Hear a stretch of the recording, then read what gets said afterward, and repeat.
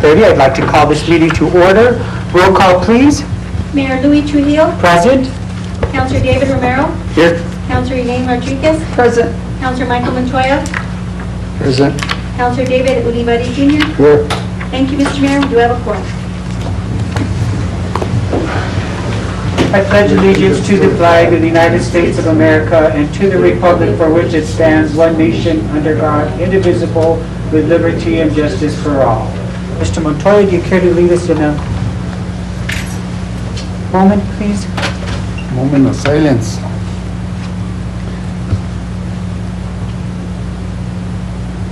Mayor and council and audience, citizens of Las Vegas, we keep those in mind, those less unfortunate than us, those that are homeless and those that are out of a job.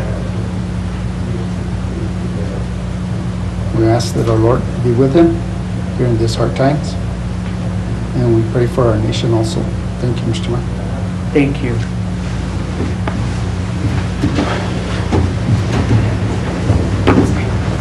Next order of business is approval of the agenda. Mr. Mayor, Mr. Romero. if there's no objection, I'd like to make an amendment to the, to change to the agenda. If we could move business item number 8 after executive session. And with that, I make my motion. What's business number 8? The organizational chart. Mr. Mayor, Cassandra.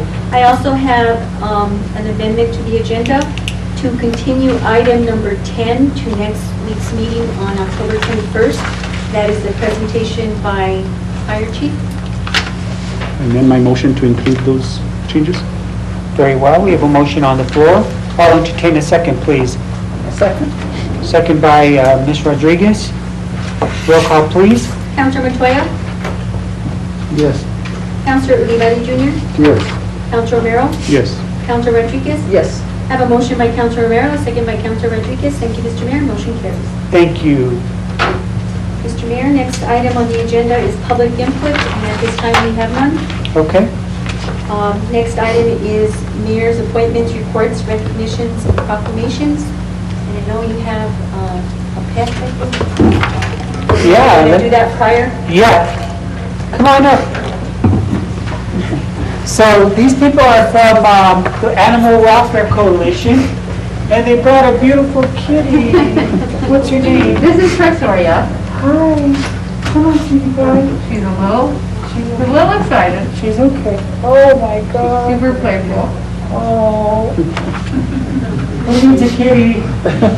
Anybody want a kitty? Look how beautiful. Oh my God. I have 2 of you at home. She's good with dogs, she doesn't like dogs, other cats. She's obviously can go to board meetings, Yes, city council. absolutely. Oh, she has beautiful ears. Michael, you ready? Sorry. Hi, guys. You need a mouse here in the She will house? probably catch mice. I have a few in my neighborhood. Oh, Thank you, Mr. Mayor. she's darling. You're so cute. Oh, she's gorgeous. What's your name? Trissoria. Trisoria. Is that like a... It sounds Greek, I'm not sure, we run out of names. Okay. Out of attorney, kind of people. Greek alphabet already. Absolutely. Well, the Animal Welfare Coalition always welcomes blankets, pillows. She got some food, cat food, dog food, treats, straw, blankets, all kinds of stuff. So if anybody has any donations, please drop them off next door. Oh my God. It's working. Oh, she's so cute. And what is your name? Lena. Lena. And your friend? Arthur. My name is Archer. I'm the AWC manager. Ah, well, welcome, and thank you for all you do for the critters in our community. Anybody? Name? I have 3 grandkids. Do you take grandkids? We might trade. We can trade, okay. I'll consider. Well, thank you. Thank you. She's I just got a gorgeous. cat too for the months. She's beautiful. Thank you. Thank you, guys. Okay. Yeah, we'll come back.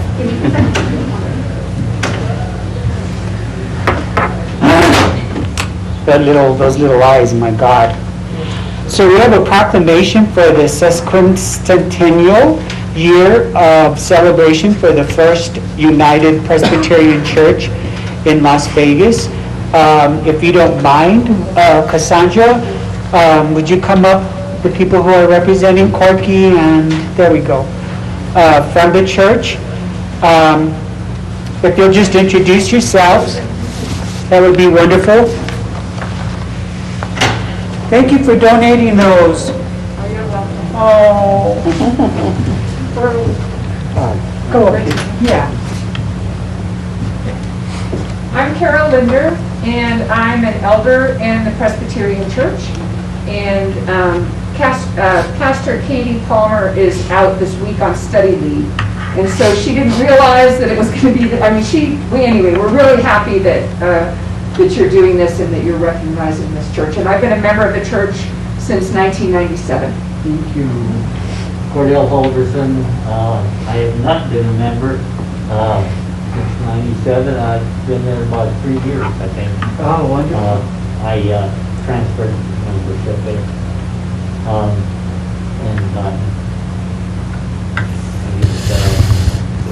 Thank you, Dr. Halverson. And thank you for the seeds that you sent You're us. welcome, yes. Yeah. I still have them saved to plant. I did plant them this year. Well, I tried to plant them, and I don't have very much green thumb.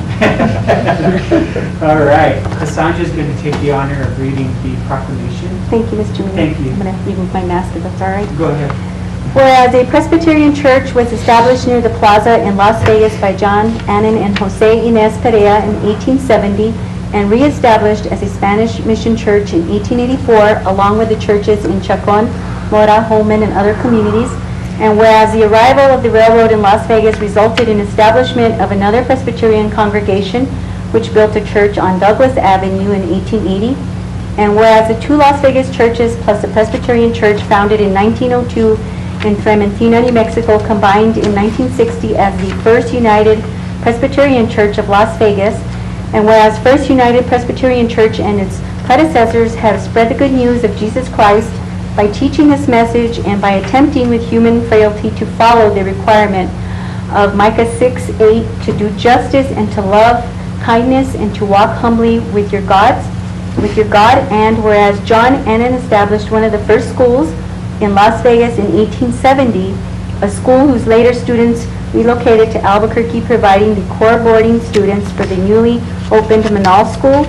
And whereas the church established and operated a special Sunday school class for Chinese residents beginning in 1891 and admitted Chinese residents to membership at a time when they were subject to widespread prejudice and discrimination.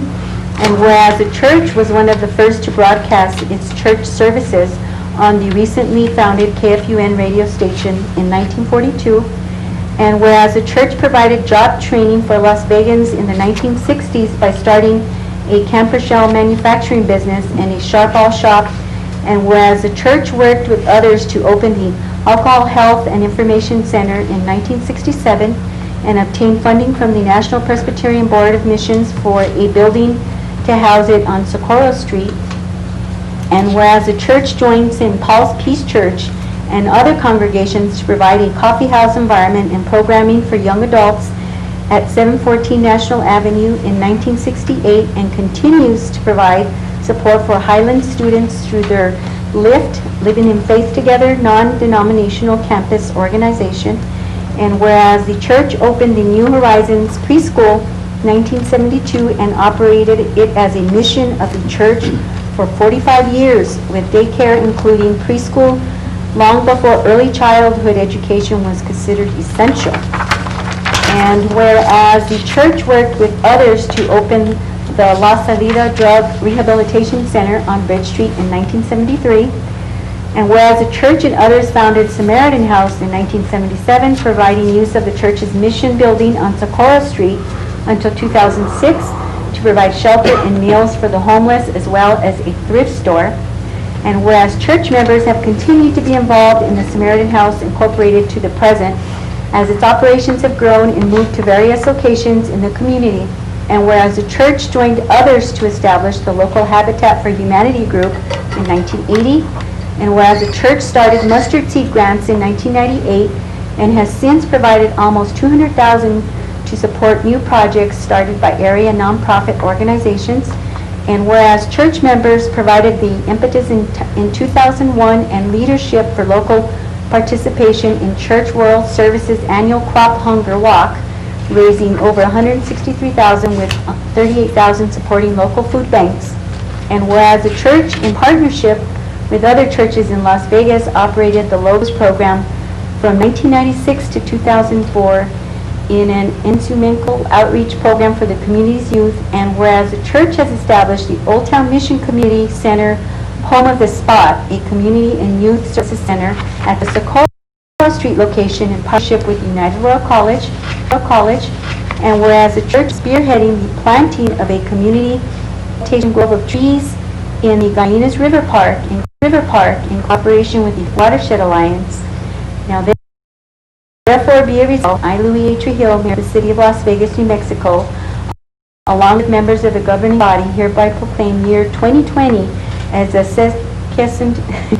sesquicentennial year celebration of the First United Presbyterian Church in Las Vegas, Mexico, in honor of the 150 years of serving, strengthening, enriching, and inspiring the community of Las Vegas by planting seeds, growing roots, and developing branches. Thank you, Mr. Mayor. I'm always impressed when I read this at how much work the church has done in our community. From alcohol treatment to job training to job creation to owning their own business, the Camper Shell business. My God, I mean, the church has really done so much to contribute to the welfare of Las Vegas. And I was so impressed when Katie did all the research on the church and everything it's accomplished. And I'm just so impressed with your community, with your church community. And please accept this proclamation with my whole heart. I've done work with Katie before with the Samaritan House, and you have a great leader, a great pastor, and full of energy. I don't know where she gets it, but she is simply amazing, and she's a jewel in our community, and so is the church. Thank you. So thank you so much, and I appreciate everything. Thank you. Absolutely. Do you want a picture? Yes, a photo. Who's going to take a photo? Wait, Bill. Well, here, I'll take a photo of Corky and you. That'll be good. Thank you. All right. Thank you so much. Thank you, Dr. Hubbardston. Thank you, Carol. Thank you. All right. Thank you so much.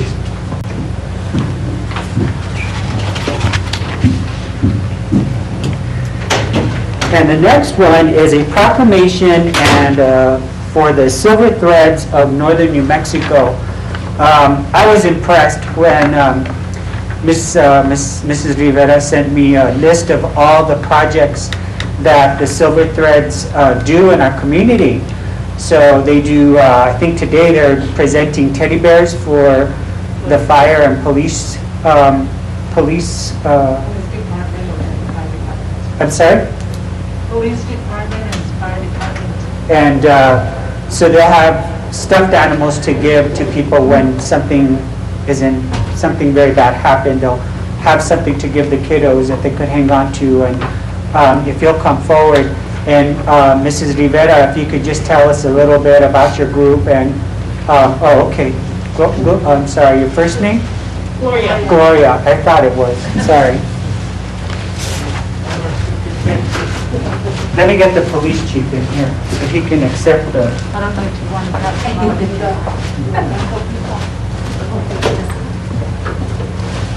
Thank you.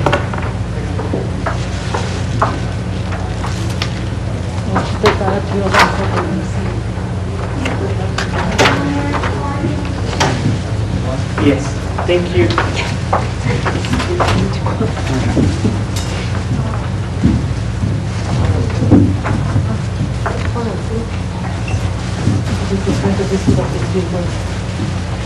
Oh, wow, you made these?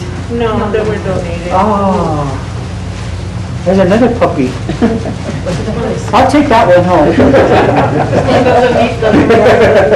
I won't have to clean my yard.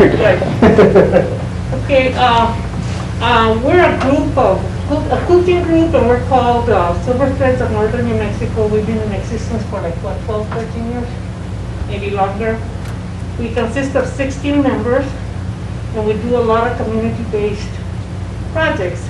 We make baby blankets, quilts of valor. We made a quilt, we donated it. Well, we raffled it off for the Friends of the Library. We raised over $2,000 for them. We've done multiple things. Masks for the community, for the hospitals. I made some for the community in San Jose. I made some for the Robertson High School volleyball team. Everybody has contributed, and we work out of different homes, except for now we're all kind of on our own. Scattered, yeah. But we keep in touch by phone, or, when we haven't had a meeting here lately because we can't get everybody together, but everybody works well together. But we've donated to a lot of entities here in Las Vegas, and we try to keep it local. Wonderful.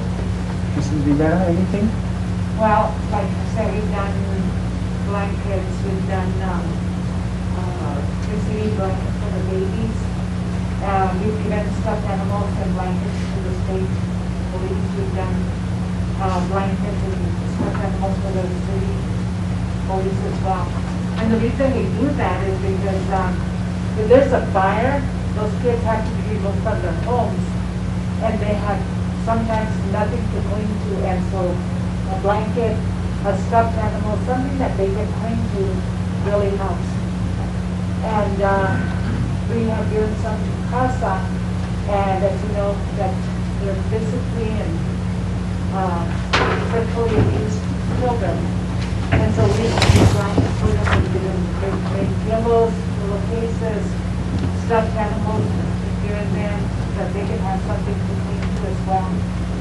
It's amazing how many people out there need help from various groups. We normally make a quilt and raffle it, and that's how we support each other. Otherwise, some people have fabric that they're no longer using, and we take it in and we wash it, and then we recycle it and we use it as well. So we do take in donations from the community, and that's the way we've done it. And actually, our group this year has been 60 members, but we're normally about 10. And within this 10 people, we've done quite a bit, and we're very proud, to be able to help out our community. We also gave a lot of clothes, baby clothes and baby outfits to out in April, out of the churches. Yeah. So, Wow. so anyway, I made some masks for you and your council. Oh, thank you. Enjoy, be safe. Do I get to pick one first? I was really one for her. I was the one that wanted this. Thank you. But anyway. Thank you so much. I have a proclamation I'd like to read.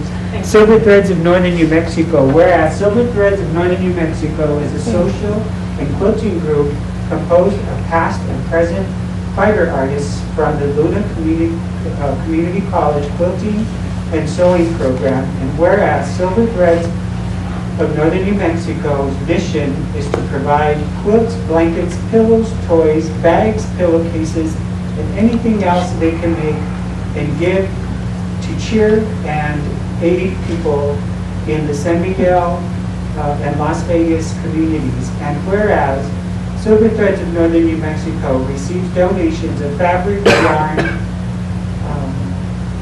notions of other usable goods, and in return donates them and money to groups helping children and families in times of need. And whereas the Silver Threads of Northern New Mexico raises money for these endeavors through quilt raffles, members' dues, and sales of craft items made and donated by the members.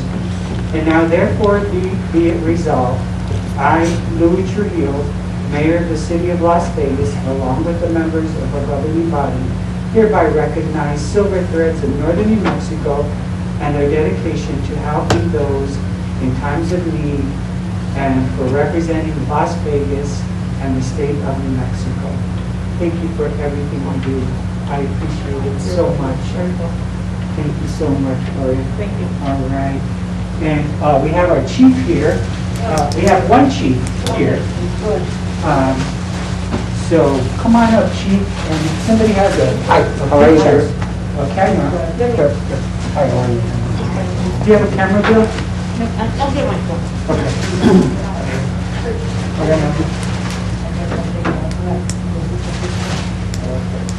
Don't forget to take this, Anita. Okay, thank you. The girly one goes to you. Thank you. Thank you very much. That's nice of you.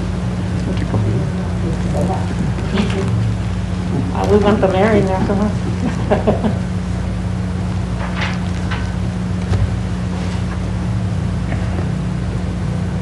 Thank you. That's it? All right. You want to get in the picture, Gloria? No. Yeah. Well, the Las Vegas Police Department and myself and our officers, thank you for everything you do for our community. In the past years that I worked here, I know you guys have donated many bears and animals to our department where they've also worked with the kids out there. So we thank you, I guess. Thank you. And the volunteers that are participating. Okay. We can collect for the regarding department, we want to see. Leave it up there so they can breathe. Yeah. There you go. Thank you so much. I appreciate you being here. The fire department will get that. Yeah. I'll take the puppy home though. He doesn't want to clean the yard. So they don't eat too much either, right? They don't eat, they don't poop.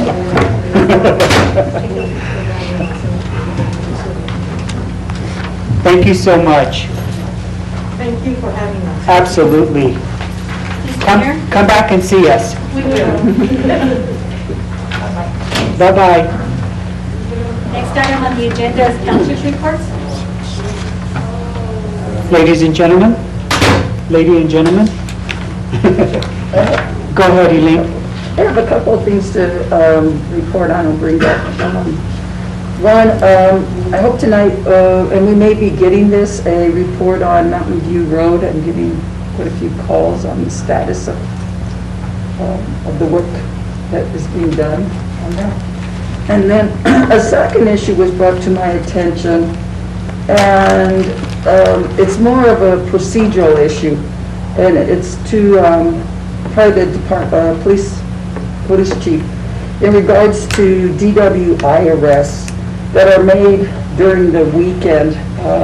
An issue was brought to my attention, and I wanted to know what the procedure is in regards to arrest, DW arrests on the weekends. What is the normal procedure that they follow? What was the concern, do you know? The concern was that somebody had been, I guess, Hold on, let me get the chief. okay.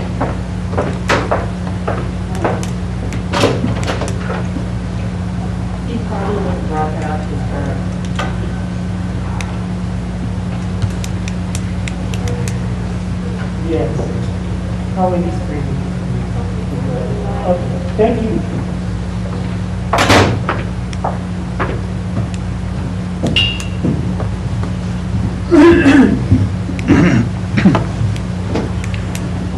While he's on his way, is there any other concern that you have, Elaine? No, that was the two issues. Okay. brought to my attention. So for Mountain View, who wants to give a brief on that if it's appropriate? If it's not appropriate, we could discuss it at another place. Mr. Romero? Is that something maybe an executive that we would get an update? It would be much more appropriate in executive. Okay. Okay. Thank you. And I didn't know if the DWI arrest was also would be done in executive. Yeah. It sounds like a procedural thing. Right. Mr. Olivari? Yes, sir.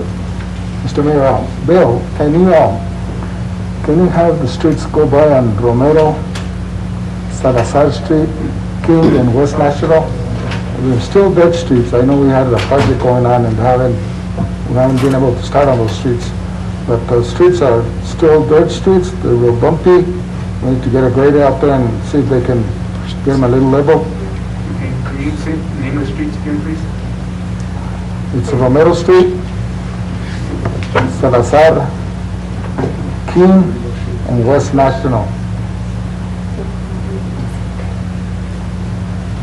Sorry.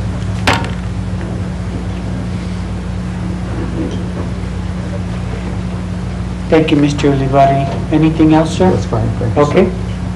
So, Dr. Rodriguez had a question regarding the procedures of DWI arrest during the weekend. Go ahead, Elaine. Yeah, an issue was brought to my attention regarding an individual, and the family member asked me kind of what was the procedure in regards to if their family member was arrested during the weekend. So do you follow a standard procedure for weekend DWI arrests? Well, if they're arrested during the weekend, they have 48 hours to be able to talk to the judge after that. So, You said 48 hours Yeah. to be able to speak to Yeah, the but magistrate? if you're arrested, you have to spend, unless they give you bond, but usually they don't until you talk to magistrate. Okay, so that's even on the weekend and a holiday? So everyone that gets arrested on the weekend, so to speak, so if I were to get arrested on the weekend, hopefully not, but then I would have up to 48 hours to And it speak to. depends on what you're arrested for.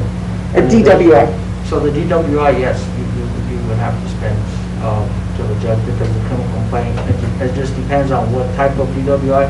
Is it your first offense, second offense, third offense? So there's a lot into how long you'll spend.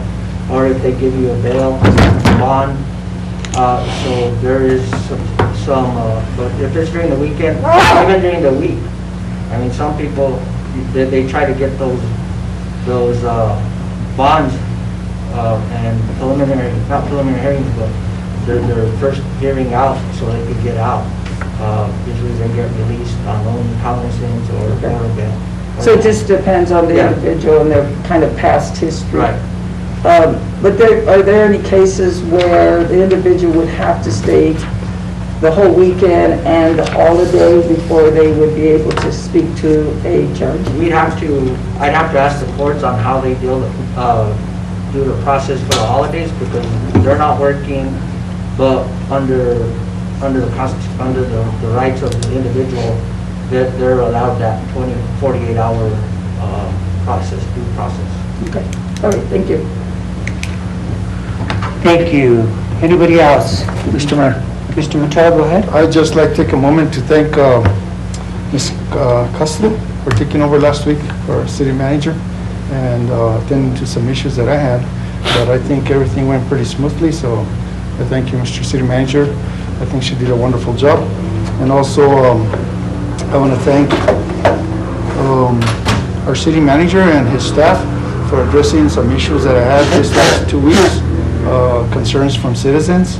And they promptly got on them and addressed those issues, so, and working on a couple of other ones that are outstanding. But hopefully the 311 system will come into play and we won't be having to be policemen out there, so thank you guys, appreciate it. Thank you, Mr. Matara. Mr. Romero? Yes, I had a question. I don't know, I haven't had a chance to even go up there, but the Sapeo and Chavez Street, that property, do we have an update on that yet? Has that been?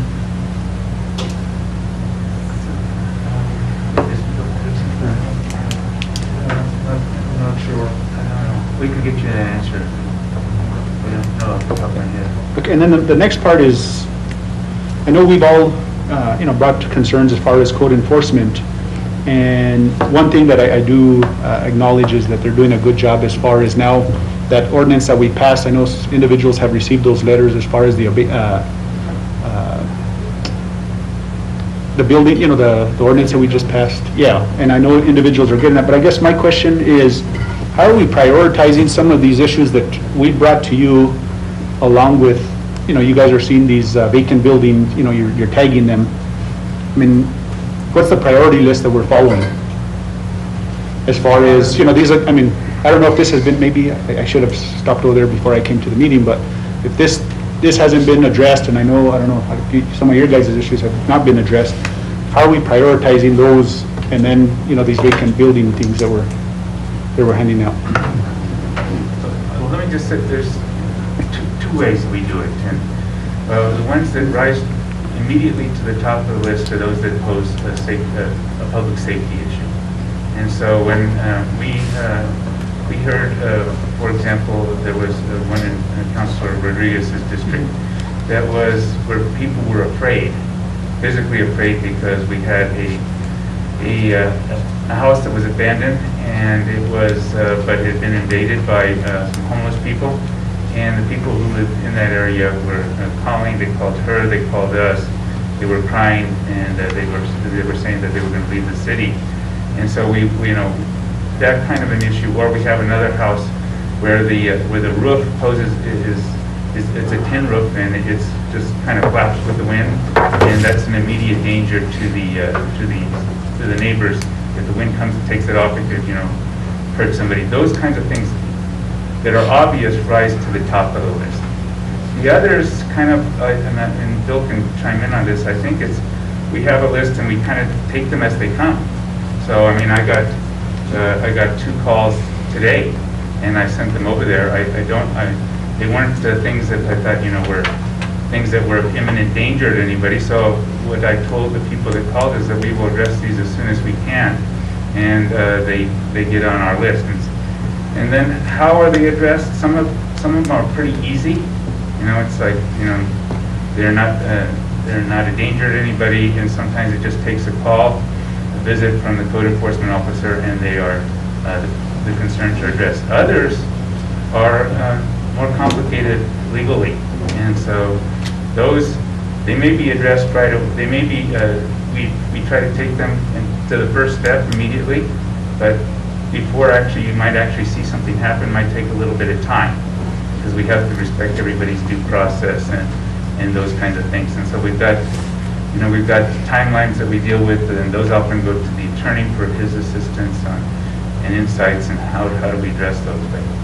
So I don't want to say it's just idiosyncratic, but there is some method to the madness, but it's not, it's kind of as they come in, and as they come in, we evaluate to see how important they are in terms of public safety. Those get addressed first. Okay, and the reason why, and I'll probably have to speak to you, more personally on a certain situation, I just, this area that I keep bringing up is an area that, a lot of the community members, and I'm sure the mayor has probably been called also because it's his area that he lives in also.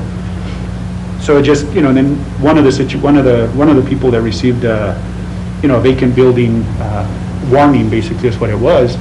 And I told him, you need to make sure that it's, the steps that, we pushed here, and that's the reason why we did is we want these buildings to be held accountable. It just, me personally, I saw that location, and I was like, okay, to me, the more imminent danger was this property than this one, so I'm just curious as how this one was, chosen for that certain, tag versus, so that's kind of why I bring that up tonight. The other question that I had, and I don't know if the chief took off again, or the other question I had is, I don't know if there's any numbers. I know the mayor, we're doing that, what's it called, Mayor, the rolled enforcement? Yeah. I was just wondering if we had updates on that, because we're still getting a lot of concerns in certain areas as far as, speeding and stuff like that. And I'm just curious, is this helping out, or is there something that we got to do? Is there, obviously something's not working, so I'm just curious if, there's something that we have to do as a council to manpower or what the situation is, because, there still is that concern from community members. I know that the chief had given me a number of tickets that they issued during that time, and it was it was a large number. Whether we need to continue, of course we need to continue the enforcement of speed, and then there's those areas particularly a couple of them on South Pacific, the 500 block of South Pacific. And then they continue to do drag racing on South Grand. And so a lot of people are concerned about that because one, this little lady friend of mine who's probably 70 was going back from dropping off groceries at her friend's house, and two cars passed her on each side, a motorcycle on one side and a car on the other. And she freaked out so much that she swerved off the street on Grand and landed up on the shoulder. She was so scared, but she, those are the things that happen when drag racing happens. So I'd be willing to meet with you and the chief again regarding the speed control. Next to the landfill and the solid waste, that's the second call that I get. The larger number of calls that I get. And I was just wondering if there's, of course, we know the way that, the department is there an internal issue that maybe, they're not being able to address those issues, as far as, the speed, enforcing the speed, or, is there a priority on it? I'm just kind of wondering where it stands as a priority within the PD. Would you like the chief to answer the questions? Yeah. Can you get the chief, please? Thank you, Ben. And I know there's so much that, there are other things that are happening within the department. I'm just curious as to where.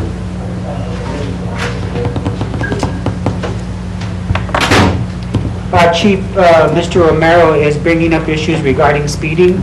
And so if you could recap the number of speeding tickets you gave during that enforcement time, and then what else you're doing about speeding currently.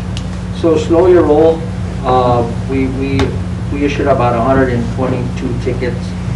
That was from August to September. What we're doing now with our officers, we're trying to get them out there on an overtime basis, 2 hours before work, 2 hours after work, if that's what they want to do.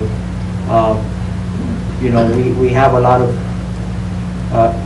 we talked about our calls for service during that time, which were about 2,200 calls for service during that time that we were answering calls and trying to catch speeders. So we are working on that. I know I was advised by the mayor on that 500 block of South Pacific. We're trying to get people out there. Our South unit should be working in those areas. We have our officers out there more. A lot of the tools that we've acquired for them through the city is they're giving them more availability and more be seen out in the public. If you ask your constituents, they'll let you know that, yes, I see more officers out there. It's not that they see more officers out there. It's that we've given them the tools to be able to be out there and be more vigilant and be more visual on the streets that everybody's concerned about. We're trying to address those issues as we move forward. We've been talking about maybe hiring some more officers. There's just a lot of things that we got to address on that part.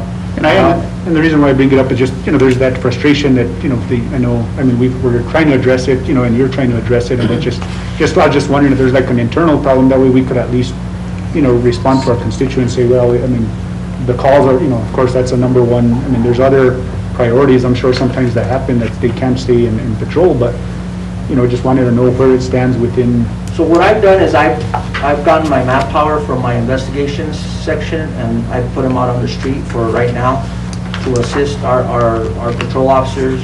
That's giving me a little more manpower on the street. So we have maybe 5 to 6 officers on each shift right now. So the way the supervisors are delegating their officers out there on how to do traffic, how not to, whatever they're assigning them to do, that's how they're assigning them to do. I know last week we had one officer on a Sunday give 25 tickets, 25 traffic violations on a Sunday. So, there are violations out there, and if they're in the right area, they could address those issues. Sometimes you're not going to have the speeders or the racers in front of a police car, right? In front of the police. So they'll wait for that opportunity to be able to go and speed or or drive down Grand Avenue at 45 miles an hour or 60 miles an hour. So those are the issues that we deal with. Mr. Romero, the other thing is that I want you to know that the city manager,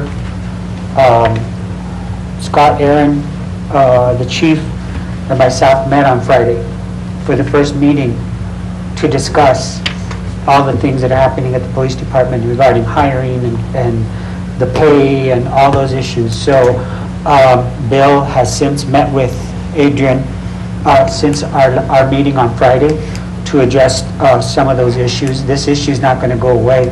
We're not going to stop discussing this until the police have everything that they need to protect our citizens. So we also work with Safer New Mexico for our traffic enforcement, so we get funding from that also. So we also use that. Got to remember, in COVID right now, this pandemic, our officers are really trying to not be not an enforcement, but more a deterrent to the public, so they don't speed. But yes, if we catch them speeding, they're enforcing the law. They're taking that chance of making contact with that one person that might be COVID positive and we don't know. So my officers are out there, they're making sure they wear the correct PPE and everything for that. So there's a lot of obstacles that we're dealing with right now in the law enforcement side of it during this pandemic. And that was kind of, it was going to be one of my next questions, but more towards the finance, but since you're here, and I'm sure Dr. Taylor could answer. Other departments, their officers are getting like a hazard pay bonus? I can't confirm or deny that. I've heard they have, but we're trying to confirm it. I think the city manager is trying to confirm, because we have seen what, we've heard about it, but we can't confirm it. And we don't know what other places are doing, but we do know, we did get a request for that. And I read the instructions from DFA probably 4 times, and I said, to me, it was, they explicitly said you cannot do that. And so, but then I asked Donna Castro and Jesus Patera and somebody else on my staff to also read it, and just said, I'm not asking you, I want to see what you read here. And they all said it's specifically prohibited. So I just don't, you could do certain things with hazard pay, but you could not do it across the board. In fact, they use that language. You cannot do across the board, provide across the board hazard pay to police and fire. Okay, thank you, Mr. Romero. Anybody else? Thank you, Mr. Crispin. Okay. Thanks. Cassandra?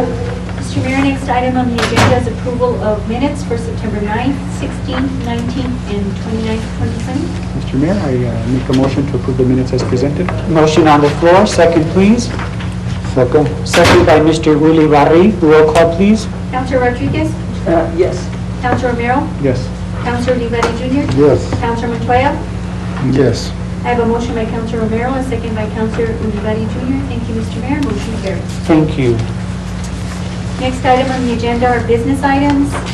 Item 1, resolution number 20-61, authorizing the execution of a local government planning grant agreement by and between the New Mexico Finance Authority and the City of Las Vegas in the amount of $48,788. We have Community Development Director Bill Hendrickson. Welcome, Mr. Hendrickson. Thank you, Mr. Thank Mayor. you. Council. So this is the last 2 steps tonight on closing out the comprehensive plan. Upon completion of this, we can submit a reimbursement for this $48,788 for a grant from New Mexico Finance Authority. And upon completion of this, we'll submit these documents to be inserted into the comprehensive plan, and we'll have hard copies delivered and also post the completed version online. Thank you. And it's tied to agenda number 2, item number 2? They're both required to close out the grant. Okay, so, Mr. Mayor? yes, sir. Make a motion to approve resolution 20-61. There's a motion on the floor to approve 20-61, second. I'll second that. Second by Ms. Rodriguez. Roll call, please. Counselor Montoya? Yes. Counselor Olivari Jr.? Yes. Counselor Rodriguez? Yes. Counselor Romero? Yes. I have a motion by Counselor Romero, a second by Counselor Rodriguez. Thank you, Mr. Mayor. Motion carries. Thank you. Next item on the agenda is a public hearing and adoption of ordinance number 20-12 to accept the City of Las Vegas 2020 Comprehensive Master Plan. Mr. Mayor, make a motion to approve, when it's a public hearing. Do we need to go into a public hearing? Yes, Mr. Mayor. Okay, I'll entertain a motion to go into a public hearing. Mr. Romero? Make a motion to enter a public hearing to adopt ordinance 20-12. There is a motion on the floor to enter into a public hearing. Second, Mr. Mayor. Second by Mr. Montoya. Roll call, please. Counselor Olivari Jr.? Yes. Counselor Montoya? Yes. Counselor Rodriguez? Yes. Counselor Romero? Yes. I have a motion by Counselor Romero, a second by Counselor Montoya. Thank you, Mr. Mayor. Motion carries. City Attorney, and swear in.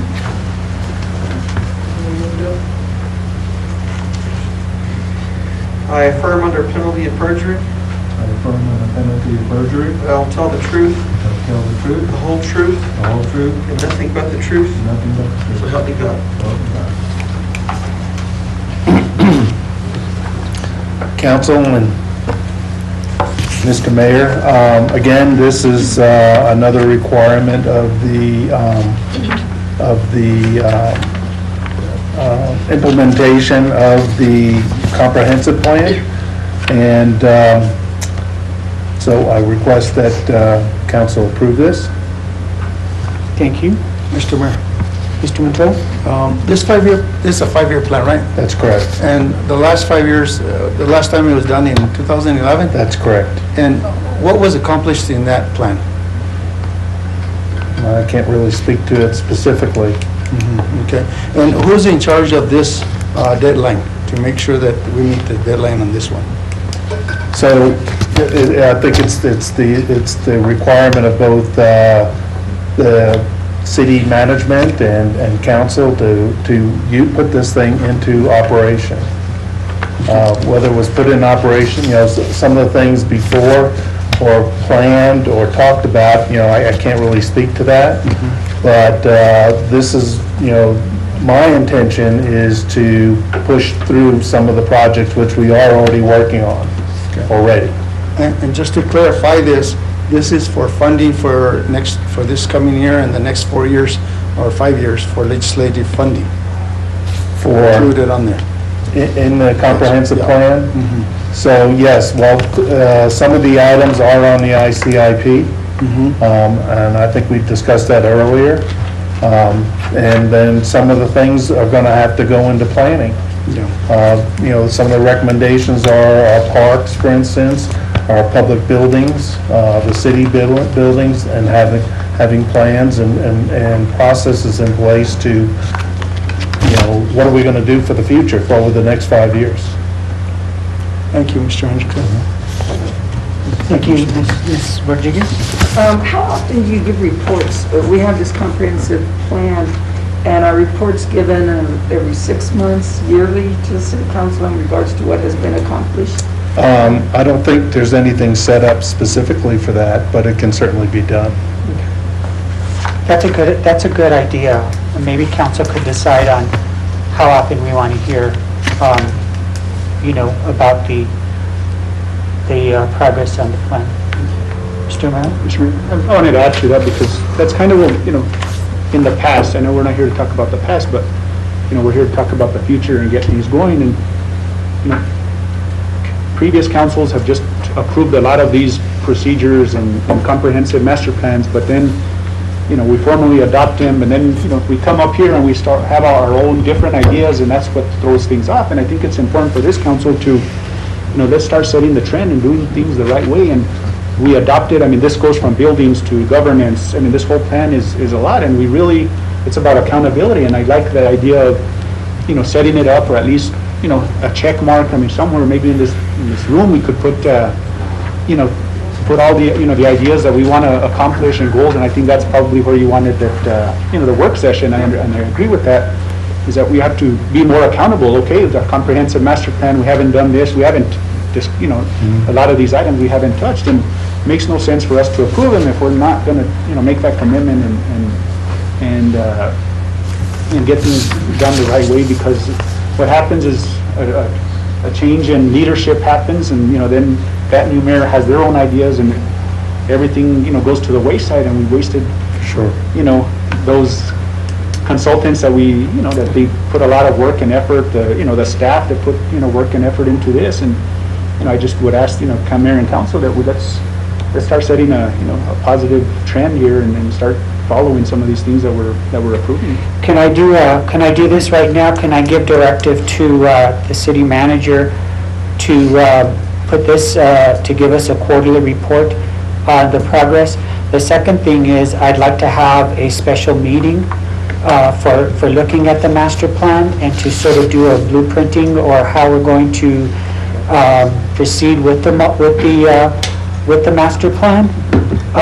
And we can discuss dates and so forth, but it's probably one of those things that's going to take 2 or 3 hours, you know, either in the evening or a weekend or a business day, whatever. We could do that, but for now, the directive would be that we would have a quarterly report on the master plan, and the second request is that we have a planning meeting just to discuss the master plan. Is that all right? Yes. Okay? Yes, Mr. Mayor, and I think we can easily do that, and I'm glad we do it. I think that if you look at the master plan and you look at the things we discussed at the retreat, there is a good overlap. And so actually, I sent out an email last week asking all of our directors to please submit their short-term and long-term goals consistent with the master plan, consistent with what we did in the retreat. So we're going to turn that master plan into kind of a strategic management tool, and then we'd be glad to give regular reports on progress. We need to make that document a living, breathing document that we use every day and that we carry in our back pocket or in our front. It's a pretty big plan, you know, all the time, so that any further action that the city takes is congruent with the master plan. Anybody else? Mr. Olivari? What I seen on the capital projects is like the ones on Legion and then on the ones on West National, they take so long. By the time, you know, we lose our contractor, we lose this, we lose that, they take too long. And then the things that you go out and lobby for these streets and they take 2 or 3 years to get them done. And by the time they get them done, you know, you gotta go up and lobby for some more streets, you know. So it's either our contractors and we're doing the wrong contractors or we're doing something wrong that the projects aren't getting done, you know, and people complain about our constructions complain about that. You see, because we have our money, we have the money in there, and it's take too long for the contractor or whoever's taking care of it to take care of it. No? I've seen it for the past 5-6 years, and you know, and it's something we need to do something. We need to. The mayor's got a good idea on the master plan to get together and see what we can do. See what every quarterly, what you guys give us, and see how far we're planning on this, or how long it's going to take. You know, we need some info on that. Sometimes we don't have any information on that. We just let it go and let it go and let it go, and we don't. When are the streets getting done, or when is this getting done? You know, so we need some feedback on that. So I think that the master plan can be a very useful tool in this way. In terms of helping us prioritize our capital outlay request, I was just had a meeting today with Danny Brulé, and the problem with a lot of these street projects is we get a little bit each year from the legislature to do, you know, a mile or two, and then we're on the same street the next year, another mile or two, and instead of not having prioritized the projects in a good way and not speaking with one voice. So I think that's all part and parcel of the conversation we had about prioritization and meeting and working with the legislature. But this master plan provides a basis for us to do that. Thank you. Yes. The thing I see is that, you know, the streets aren't getting done. We have to come back. I have to come back and ask you, Mr. Mayor and Mr. Manager, to go take a look at the streets. Because they might take 6, 7, 8 months, 10 months, a year, 2 years, and the streets department don't go out there and check these streets out. You know, especially on the west side where I live at. These streets are dirt streets. They're bumpy. You know, I go through them every day. And they're not getting done, and I have to come back and ask for the grader to go out there and get them straightened out or leveled off. You know, here comes another 6 months, doesn't do anything on it. So it's a problem, you know, it's a problem. We need to take a look at that. Thank you, sir. Thank you, Mr. Rivera. Elaine? One more comment. And that's why, for me, as being a new council member, that was my kind of request, is having a work session, but a special session in regards to this comprehensive plan, because I read it, I dissected it, I studied it, and it's an excellent, for as much money, and they did an excellent job. So to have a master plan and then put it in the closet on the bookshelf and not use it to prioritize projects just seems ridiculous to me. So the fact that we have a master plan, strategic planning, I know we do it at the university, and I'm not saying we run the city like the university, but it does really help when you have a strategic plan and the comprehensive plan, because you're revisiting that document and you're prioritizing, and with the strategic plan and comprehensive plan, you're equalizing resources, and I think that has been a problem for the city since I've lived here, and, you know, working with my students, and we go to these different areas in the city, and it's just some communities are getting a lot of the resources, and others aren't getting any of the resources. And I think that has to be a priority for the city council and the mayor and the city, is that we need to start equalizing those resources, because we work for, I know we have, you know, the residents in our ward, but we also work for the city, you know, residents across the wards. I work with residents in Councilman Montoya's and in others. So I know we have our individual wards, but when a citizen comes up, you know, a resident comes up and sees me and knows me and say, hey, you know, this is an issue on our road. We have dirt roads, we have sidewalks. There's a problem that we're not equalizing the resources, and that's a big concern for me. And I'd like to see us moving towards more equal resources. You know, when you start looking at 7th Street, 8th Street, East Side compared to West Side, that is very problematic. And I think we all recognize that. And I think that has to be a concern of our council, that we need to start giving West Side more resources. Thank you. So we'll move forward with having a planning meeting to address the master plan. Any other comments? Would you like to comment? I would just like to say thank you all so much. Please introduce yourself for the record. Sorry, I'm Liza Miller. I'm a community planner with ARC Planning in Albuquerque, and I was the head planner and project manager for the comprehensive plan update. Does she need to be sworn in, Scott? Sure. I'm sorry. Well, she's going to be giving me, other than the introduction, she's just going to be giving a testimony or something, yes, but if it's just an introduction, it's not going to be substantive. Thank the council. If you have any questions, I'd be happy to answer them, though. Thank you.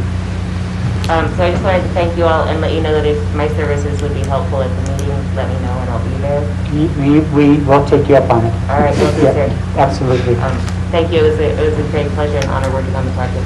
And thank you for all your work. Thank you. We appreciate you. Thank you. All right. Yes, I just Mr. have Mayor. one suggestion to Dr. Taylor, is that as your directors are going through their goals, you know, that would coincide with the comprehensive master, could they also maybe, when they give us that, you know, their suggestions, is they also give the obstacles that they're dealing with in order to meet some of those goals?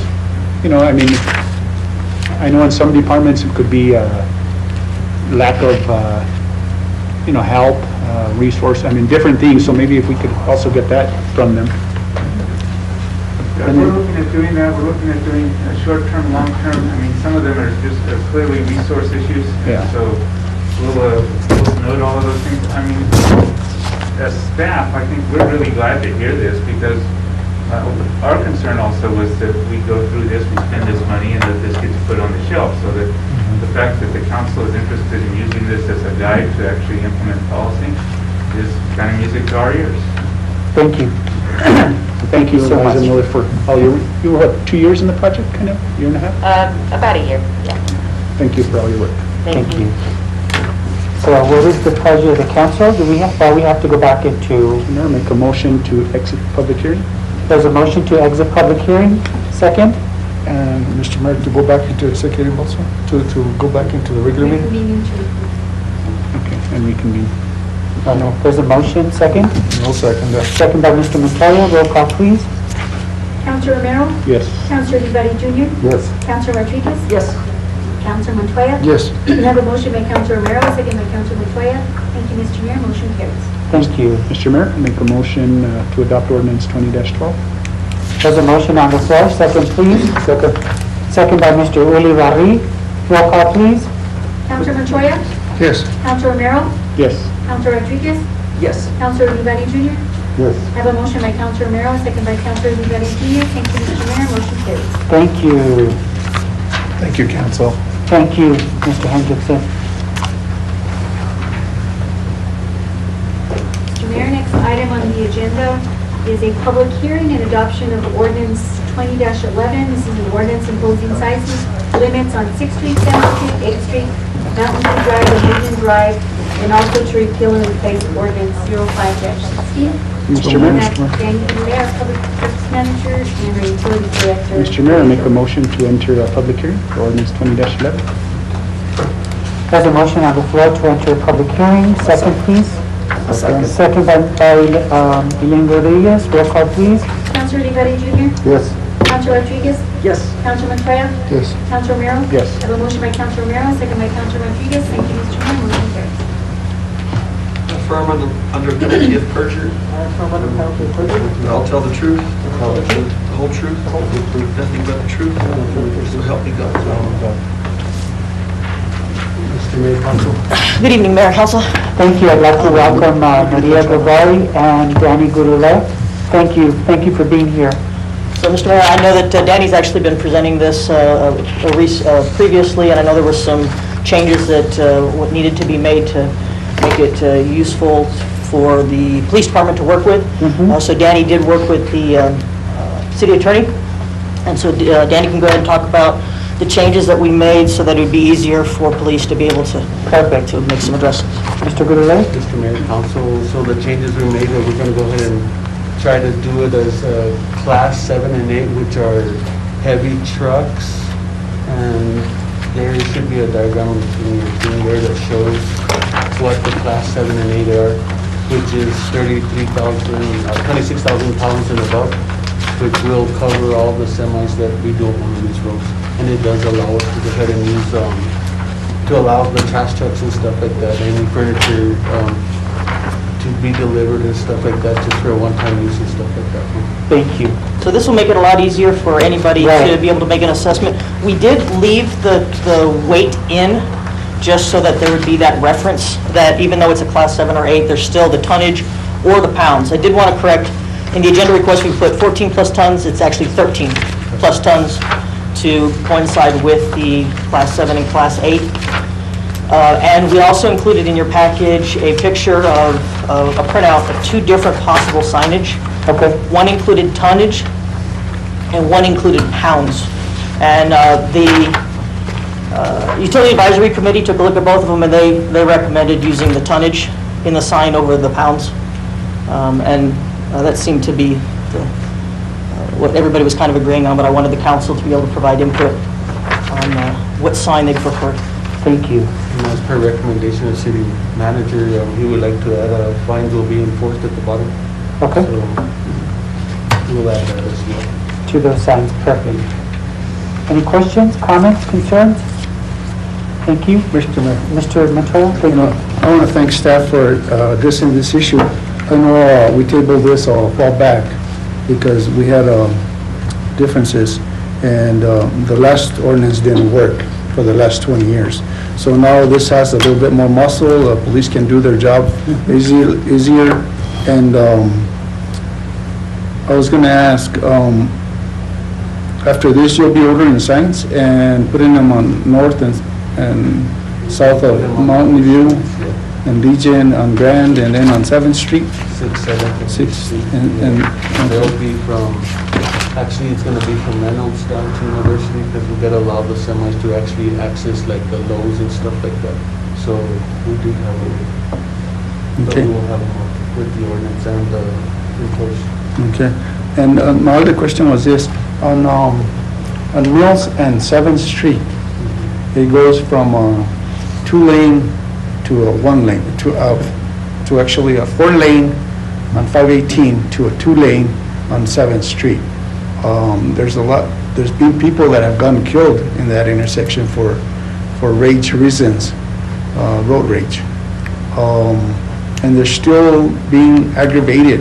Is there any way that we can put a sign indicating that it's coming from a 2-lane to a 1-lane, or close enough the medium in between Sonic and Lowe's, or and make that a right turn only or something like that? We can do an In assessment conjunction? there if, because there are some options, whether we do put some signage up, but I think most people know it, they just choose not to follow.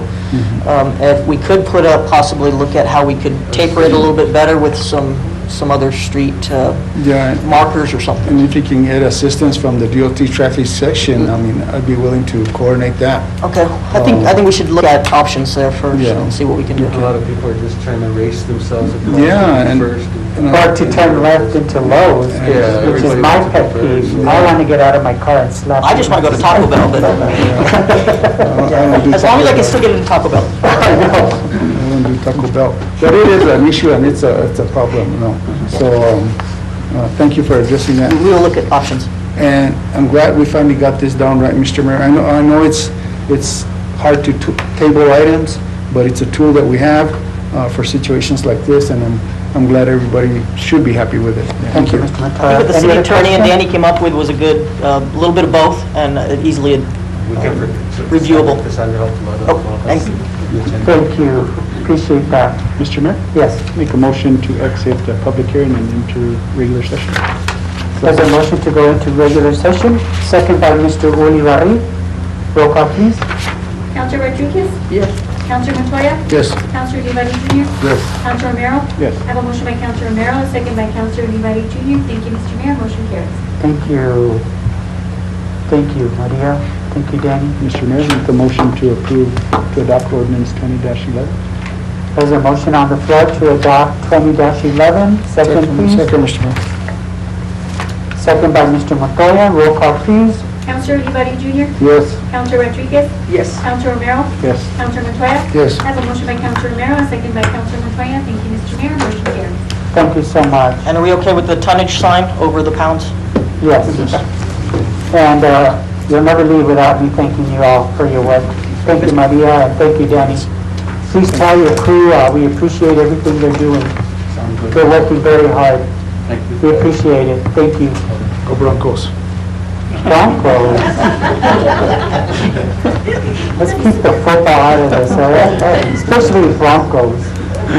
Just kidding. Mr. Mayor, next item on the agenda is item 4, resolution number 20-56 for submittal of a section 5311 grant application for fiscal year 22 federal transit funds from October 2021 to September 2022. We have our transportation manager, Marcelino Rebo. Marcelino, welcome. Good evening, Mayor. Good evening, Council. Could you introduce your... Have Tiffany Rodriguez with me. Hi, Tiffany. She's our office aide, dispatch. Oh, wonderful. All the above. Welcome.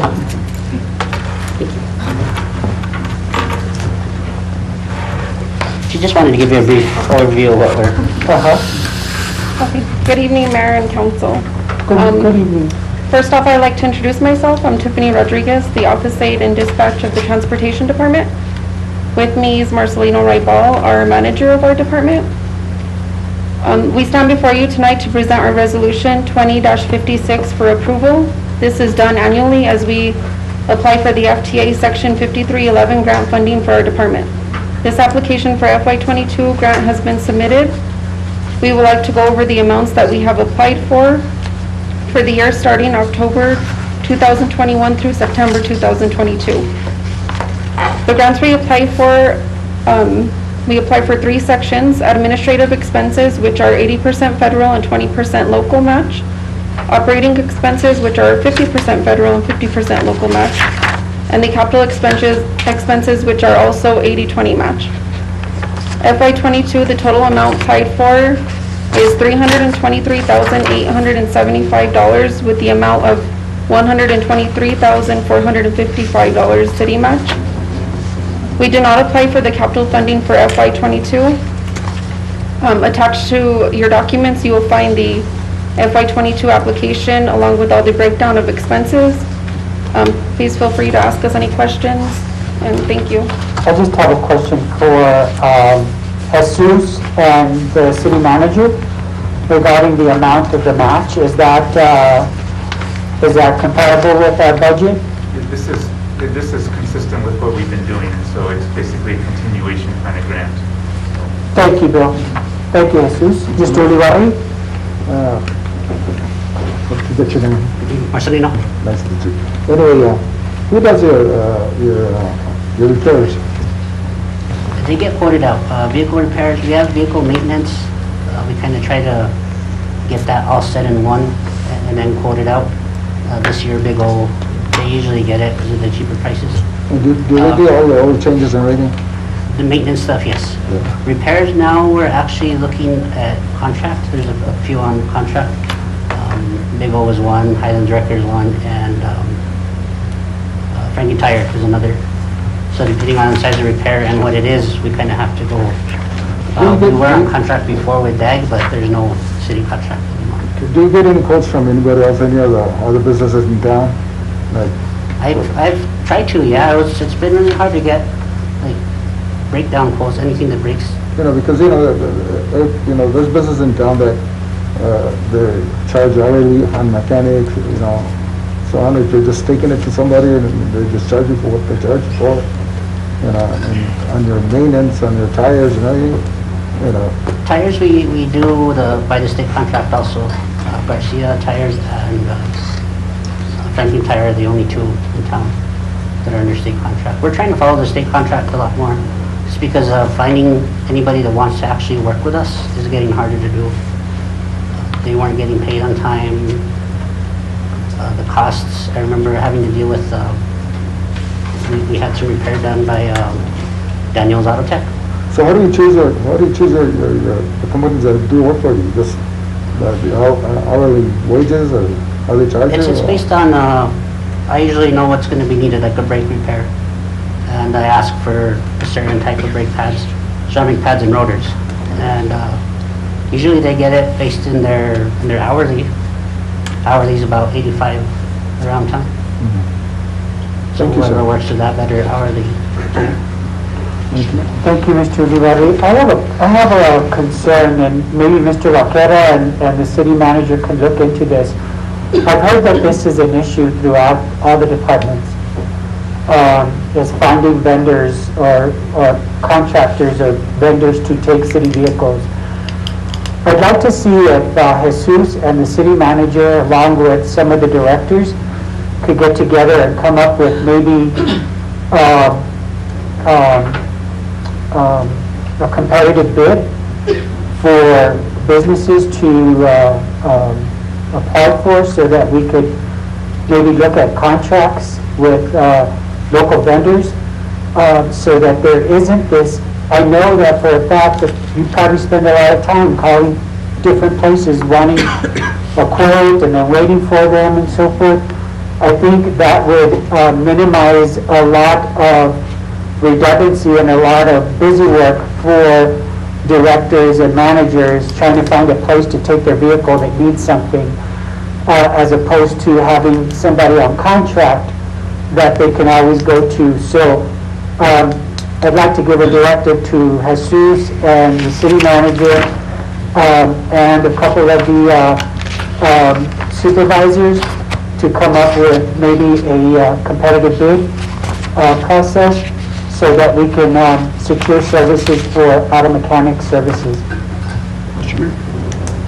recognize that we need to do that. Okay. We've been working to try to do that. It is hard to get some people to bid on these Sure. contracts because of past practices and containments and other things. But with better business practices, we're working on, somebody submits a bill, we owe them the money, we pay them. Perfect. So with that over time, I think we can get more interest. Good. Mr. Romero? If I can, just a suggestion. Number one, I think we need more than one vendor, because I think we had that problem, one vendor, taking a long time to take care of everything. The other part that, really concerning is we've got to be very careful when we do that bid process, because I've seen where a contractor could, let's use this example, $45 an hour. But if we don't have an internal audit or internal control for us to be able to kind of check those, because there's program softwares out there that, you could check the hours, but if this, they could say they're charging $35 an hour, which for a job that should only take an hour, but they're billing us 6 hours, yes, they're going by the $35 an hour, but they're really overcharging us because they're charging us more than what the book calls for. So I think somewhere within what we have to do is there has to be an internal where we could kind of, the city can go in there, and there's software programs, Mitchell, a bunch of different programs where we could, somebody within finance can at least, once in a while check and make sure that they're being honest and they're not overcharging us. Because I think that's what's been done in the past is, they got a low bid, but they were overcharging us, and I think, Marcelino could probably vouch for this. I think that was happening a lot in the past. And that's where, these contracts that might seem small, end up costing us more than what they should be. And I know sometimes the question is, why don't we hire our own internal ASC certified mechanics? And you run into that thing, but I think it can be done right if we put those procedures in place to where at least we could audit those things. Thank you, Mr. Romero. Mr. Ulibarri? One thing I would like to see if Mr. Manager or Mr. Banderas, maybe could hire a top mechanic, because we do spend a lot of money on mechanic, or, the way they charge you. I've seen that on the budgets that we have, and I think it would be a good idea that you could hire a mechanic, because, we have the facility to do it, because, to change tires and change oils, to, tune-ups, stuff like that, you take it to one of the vendors here, some of our vendors are charging $100 an hour, or they give you a price on oil changes for, it depends if it's diesel, if it's gas, it depends, But it would be a good idea if we could look at that, to see if we could get somebody that would do that kind of work for the city. And I think we'd save a lot of money on just auto mechanic now. Thank you. Mr. Utara? Mr. Michelle? Ms. Martinez, right? Rodriguez. Stephanie Rodriguez, and Marcelino. Is it possible at this point to go ahead and include a bigger amount, because there is $10,000, for instance, on this grant, because there is a firm or a company from Española that has a transportation agreement, and they get funded federally, and they've contacted the mayor and myself on this, and they've contacted the county of Mora to see if they would be willing to join in on getting a bus or a van from Cleveland, New Mexico, through Mora to Las Vegas, stop at the transportation center, stop at Luna, stop at Highlands, stop at Walmart, and make that trip twice a day. They would be willing to put in like the van, I think, for the first year. And I think, I'm not sure if it was Highlands and I don't think Luna was, or one or the other wanted to get involved in it. But it would cost the city of Las Vegas $30,000 in all, or $40,000. And Mora would be putting in $10,000, City of Las Vegas $10,000, Highlands $10,000, and Luna $10,000, for instance. Can that be included in this grant? We can look at that, yes. From my understanding, Mora was short $10,000 and asking us to do the $10,000. And at the time, we couldn't. It's something we can look into putting. These numbers aren't final. as of yet. Okay. We try to get these all worked together by the time we do city budgets, just so they know what they're working with ahead of time.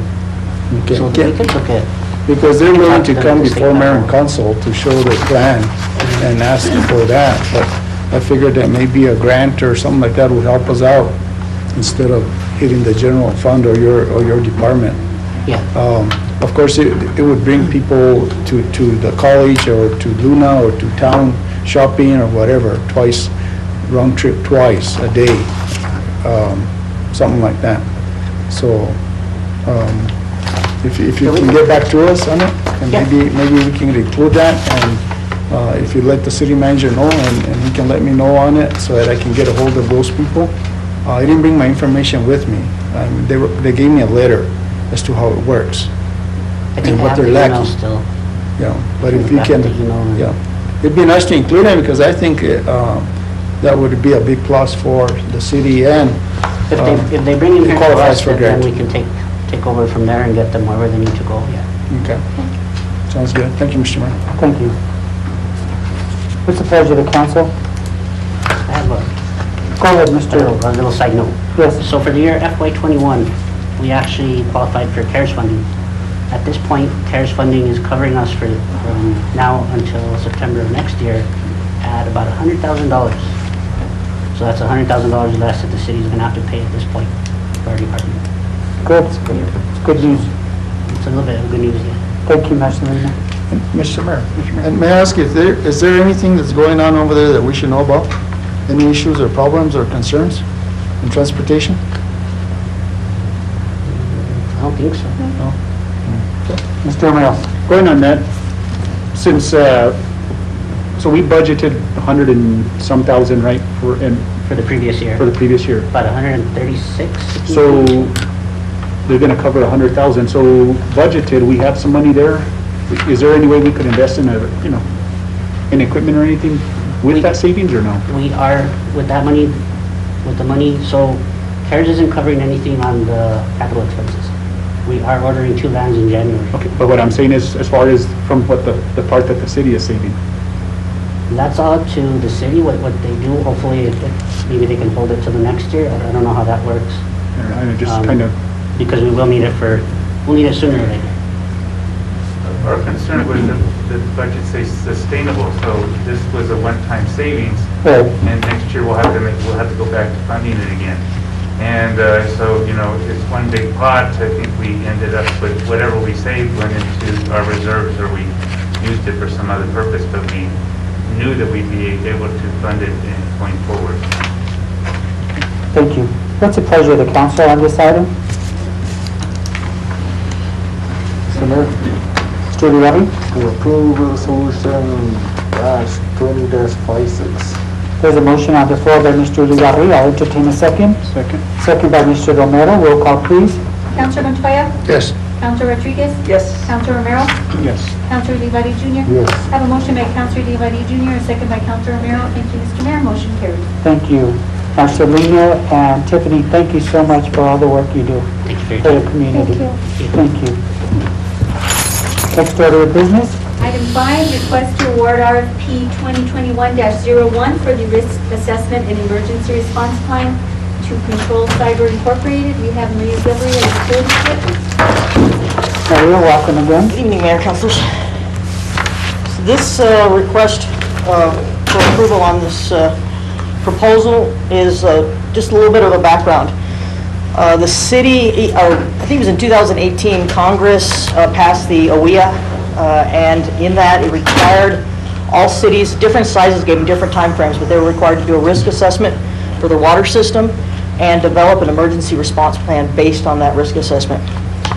This risk assessment is due by the middle of next year, and the emergency response plan is due by the end of the year. We were looking at doing this in-house, and as we researched it, we realized it was a pretty detailed and going to be a pretty complicated process that we didn't have the staffing to be able to do. So we sent this out for a proposal. I wasn't necessarily looking at the lowest bidder. I was looking at somebody who was qualified to perform this. This is going to be a recurring document. It's a living document, as you mentioned earlier on the other documents from the city. but this is the initial. So there's going to be a lot of money that's going to have to be put out with this risk assessment and this emergency response plan, and then every 5 years we'll have to update it. So we sent out the RFP, and we received 4 respondents: Control Cyber, ARC, Molson Corbin, and Bohannon Houston. I did have staff rate them, and the direction they were given was to look to see if they've done these risk assessments and what their experience is. We did have a couple that really didn't have any experience. They didn't go through the EPA required certifications, which help in this process. And Control Cyber, turns out that one of the authors of the AWWA requirements for this risk assessment works for Control Cyber now. So we have somebody who is deeply involved in this process and knows exactly what needs to be done in the assessment and in the emergency response plan. So we're recommending and requesting the council to approve awarding this bid to Control Cyber. This did go before the Utility Advisory Committee, and they did concur. The estimate is about $85,000 because it's going to be some time and materials. They're going to come out and they're going to have to look at our facility, look at our entire system, and do an assessment. So we're estimating $85,000 based on their price. What's the pleasure of the council on this item? Mr. Montero. Question. Who had this assessment last? What do you mean, who, what city? What company had it? I don't know who did it the last time. There was a vulnerability assessment that was done maybe a decade ago. Oh, okay. But it's way out of date. And let me ask you, what are the risks at the present time to contamination of our reservoirs at this time due to a forest fire? So that's, we already do have a state level emergency response plan, and so we do have wildfires that are included. We do have contamination from somebody who might access the facility. We do have concerns about possible cyber attack. We do work really hard to keep our system there off of the grid so that nobody can enter our computer system at the plant from internet anywhere. Okay. So that means that both reservoirs, Peterson and Ratner, are fenced off? They are fenced off. They are accessible though, because people cut fencing and are can get to it. Our biggest concern, you asked about wildfires. Mm-hmm. That's our biggest natural concern. But our reservoirs are off-river reservoirs, so whenever we do have a fire and we do have ash coming down the river, we will bypass the reservoirs and allow the ash-laden water to bypass. We also installed an alum system up at near the reservoir, near the diversion. So as the water starts to clean up, but it's still not perfect, we can add an extra layer of treatment process to pull the ash out. And all the cameras are working there? The cameras are working at the treatment facility. Yes. Okay. And let me entertain you on this idea, Mr. Mayor. I visited Colorado a few years back, and my son-in-law then invited me fishing. So we went fishing, and there was all kinds of signs. And I didn't know till afterwards that it was a reservoir for the city of Denver, one of them, of many, I guess. But either way, the city attorney and myself were discussing one day this, and he brought up this issue, this recommendation, I guess, really. Is it a long shot possibility at all that we could turn in one of our dams into for instance, a fishing city park, where only, like father and son, or for the public, but with restrictions, no drinking, no smoking, no trash allowed, stuff like that, and start getting revenues to offset like our budgets with the recreation center, for instance. Bill, you have your hand up? Just, Mr. Mayor and Councilman Montoya, I actually wanted to discuss this with Maria tomorrow in our regular meeting. Tim Dodd just talked to me. He was saying this is a great missed opportunity that we have here in Las Vegas. They use their reservoir and they bring in a lot of tourism. He says they get $200,000 just from the use of paddle boats that goes to the city every year. And so we're looking at, I've been talking to the mayor about maybe doing a field trip up to Ruidoso and actually looking at what they do up there and invite some of our staff to go up as well, to look at that and to look at any of the benefits and also the risk, potential cost associated with it, but I think it's something that we want to look at. Thank you, Mr. Mayor, and I wouldn't mind being invited. So currently, we do have people who fish at the reservoir, but they don't fish legally at the reservoir. Mr. Mayor? No, I just wanted to... Oh, okay. And I think we've actually talked about doing something like that. We do have some concerns with making sure that our water quality obviously is not impacted, that there's safety, that no one drowns while they're up there. Would there be a lifeguard that would have to be there? What would happen if somebody did have an accident? Absolutely nothing with any petroleum or fuels or anything could be around the reservoir. Yeah, because I know it's been done in other cities, and it's been working out pretty good. And then we'd have to look at the safety issue, because right now there's the access to some parts of the reservoir are treacherous. So. Right. Thank you, Mr. City Manager. Thank you. Anybody else? What's the pleasure of the council on this item? Mr. Mayor? Mr. Romero? Make a motion to approve, or to award RFP 2021-01. Second, Mr. Mayor. Second by Mr. Montoya. Roll call, please. Counselor Iván Jr.? Yes. Counselor Montoya? Yes. Counselor Rodriguez? Yes. Counselor Romero? Yes. I have a motion by Counselor Romero, second by Counselor Montoya. Thank you, Mr. Mayor. Motion carries. Thank you. Our next item is request to award RFB 2021-02 Solid Waste Facility Fire Suppression Project rebid to lowest bidder, Hayes Plumbing and Heating Incorporated. Go ahead, Maria. Thank you. So Mayor, Councilors, the solid waste facility has had a wet fire suppression system which corroded, was not really conducive to trash and a fire and everything. I mean, obviously, we put out the fire, but it would create a huge mess. And we did have freezing a couple years ago that resulted in our fire suppression system seizing and had a large water leak for over a weekend, right after they finished on a Saturday, so it went all the way through a Monday. And so we lost a lot of water that day without observation. So we decided we needed to switch over to a dry fire suppression system. We did take this through the state fire marshal, through our local fire chief, assistant fire chief. And we put this out to bid. The plans are certified by at the state level. And Hayes Plumbing came in with the lower of the proposed costs. And we're requesting and recommending that we move forward with the low bidder, Hayes Plumbing. And this was brought to the board, the advisory committee, and they did concur. Thank you. What's the pleasure of the council on this item? Mr. Mayor? Mr. Romero? I had a question. Were these sealed bids? No, because they're bids, they're open bids, so.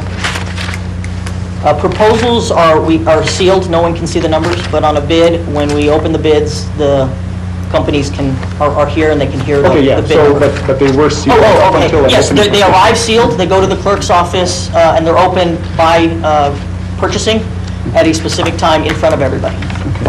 Thank you. And I know this is kind of off topic, but I don't know if he still works there, but you had a relative. Do we have to disclose that? My son has been working for Hayes as a plumber for a few years, as a plumber apprentice. But should we disclose that, anyway, just for this bid? You know, that's procurement issue I have to look into. I don't know off the top of my head. Thank you. What's the pleasure of the council? Mr. Mayor. Mr. Montoya. What line item is this coming out of, and what's the balance of this line item? So it's coming out of the 633-8003 line item, and I couldn't tell you what the balance is, but there is funds in it. And those are strictly for what? That'd be for construction. 633 is going to be the construction fund at Solid Waste. Okay. Yes. And thank you, Counselor. I know I had to bring that up once before, and I apologize, I should have brought that up. My son has nothing to do with any of the bidding process, and all the bids are sealed. I have nothing to do with the bidding process as well. I think just a disclosure that... I want to disclose that part, that Helen Procurement, I have absolutely nothing to do with this. Whatever my staff bring to me is what I... It's just a disclosure, so that way everything's covered. Elaine? There was a difference of almost 11,000 between the two bids. Where did the difference come in? Hayes is a local company. New Image is relatively local, but they're Rivera. They're from Rivera. Okay. So they could be in the employees' cost. It could be in travel. It could just be in what they feel like the profit they want to make. Okay. I believe the breakdown. Let's see. We usually have a bid tab. And the question often on bids comes into play. Often people underbid to get the contract, but then there's additional cost in order to complete the job. So how do we treat that? So that's one of the things that our engineers are tasked with, is ensuring that the project is well laid out, and so there's no unexpected costs. Beyond the normal unexpected costs. Sometimes something may happen and they're an unexpected, but the engineer's tasked with that they're supposed to be able to lay it out very clearly, so it's a fair bid process between the bidders, and it doesn't impact the city with not being specific enough. Right, okay. All right, what's the pleasure of the council on this item? Mr. Mayor, I move that we award RFB 2021-02 Solid Waste Facility Fire Suppression System Project. Thank you. There's a motion on the floor by Mr. Montoya. Second, please. Second by Mr. Ulibarri. Roll call, please. Councilor Romero? Yes. Councilor Rodriguez? Yes. Councilor Montoya? Yes. Councilor Olivari Jr.? Yes. I have a motion by Councilor Montoya, second by Councilor Olivari Jr. Thank you, Mr. Mayor. Motion carries. Thank you. Next item on the agenda is request to award RFB number 2021-03, peak shaving plant demo rebid to lowest bidder, Total Energy Corp. Thank you. Mayor, councilors, this project has been on my plate since 2011. I'm so glad we're finally at this point. The peak shaving plant is a facility off of Mullins. It stores propane. It can be used to convert the propane to natural gas in a case of emergency. It was built in either the late 60s or early 70s. It has never been used. It has propane in the tanks. The propane has been there so long, there is no odorant left in it. PRC came out and did one of their inspections and said that that was a safety hazard and it needed to be removed. We looked at removing and replacing, removing and upgrading. What do we need to do? The cost of a new system or the cost of refurbishing that system was $4+ million, and that was in 2011. Since the system had never been used, it wasn't prudent for the city to put out $4 million on a system that hadn't been used and most likely wouldn't be used. So we've been in the process of finding a company that would take the propane and decommission the system. We could never find a propane company that would take the propane because they have a seller, they have a provider, and they never wanted to undercut whoever was providing them their propane. So what we did was we went and put it out to bid a couple of times, I believe, and we did get a Total Energy Corp bid on it, and they've done this before. They have decommissioned these peak shaving plants. They're being decommissioned all across the country. They're no longer safe and they're no longer usable for many communities. Total Energy Corp came back and part of our bid process here was we don't want the tanks. We have no beneficial use for the tanks. And the propane, we can't remove it and we can't odorize it and we can't store it. So it's of no use to the city. So we said, how much would it cost for the city to have you dismantle all of this, take it down to natural earth if we let you keep the tanks and the propane? And Total Energy Corp said they would pay us $750 to do this project. The other two companies, they wanted us to pay them $25,000 and $27,000. So they did, all three companies were able to inspect the materials, the propane, what's on the site, what they can take, what they can recycle, so they knew what they were getting in this project. Thank you. What's the pleasure of the council? Mr. Mayor. Mr. Montoya. So what's the backup system now after this? Well, we've not had an issue, but the gas division does have emergency plans for either staffing or we have on-call contractors that will come in and expedite any repairs that are needed. If we have community members, we have options for rec center, for hotels, for temporary lodging while we're addressing whatever the issue is. We recently did have a major leak on the transmission line and no one was impacted. Yeah, because if my memory recalls, this was used at one time in the 70s, Mr. Mayor. So the engines that are there, the motors, are those going with it too? Yeah, they're taking everything. None of it's usable. Okay.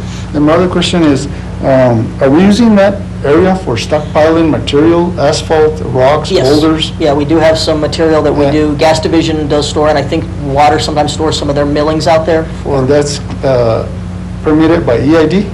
I can't answer that. I don't know the answer to that question. You can't?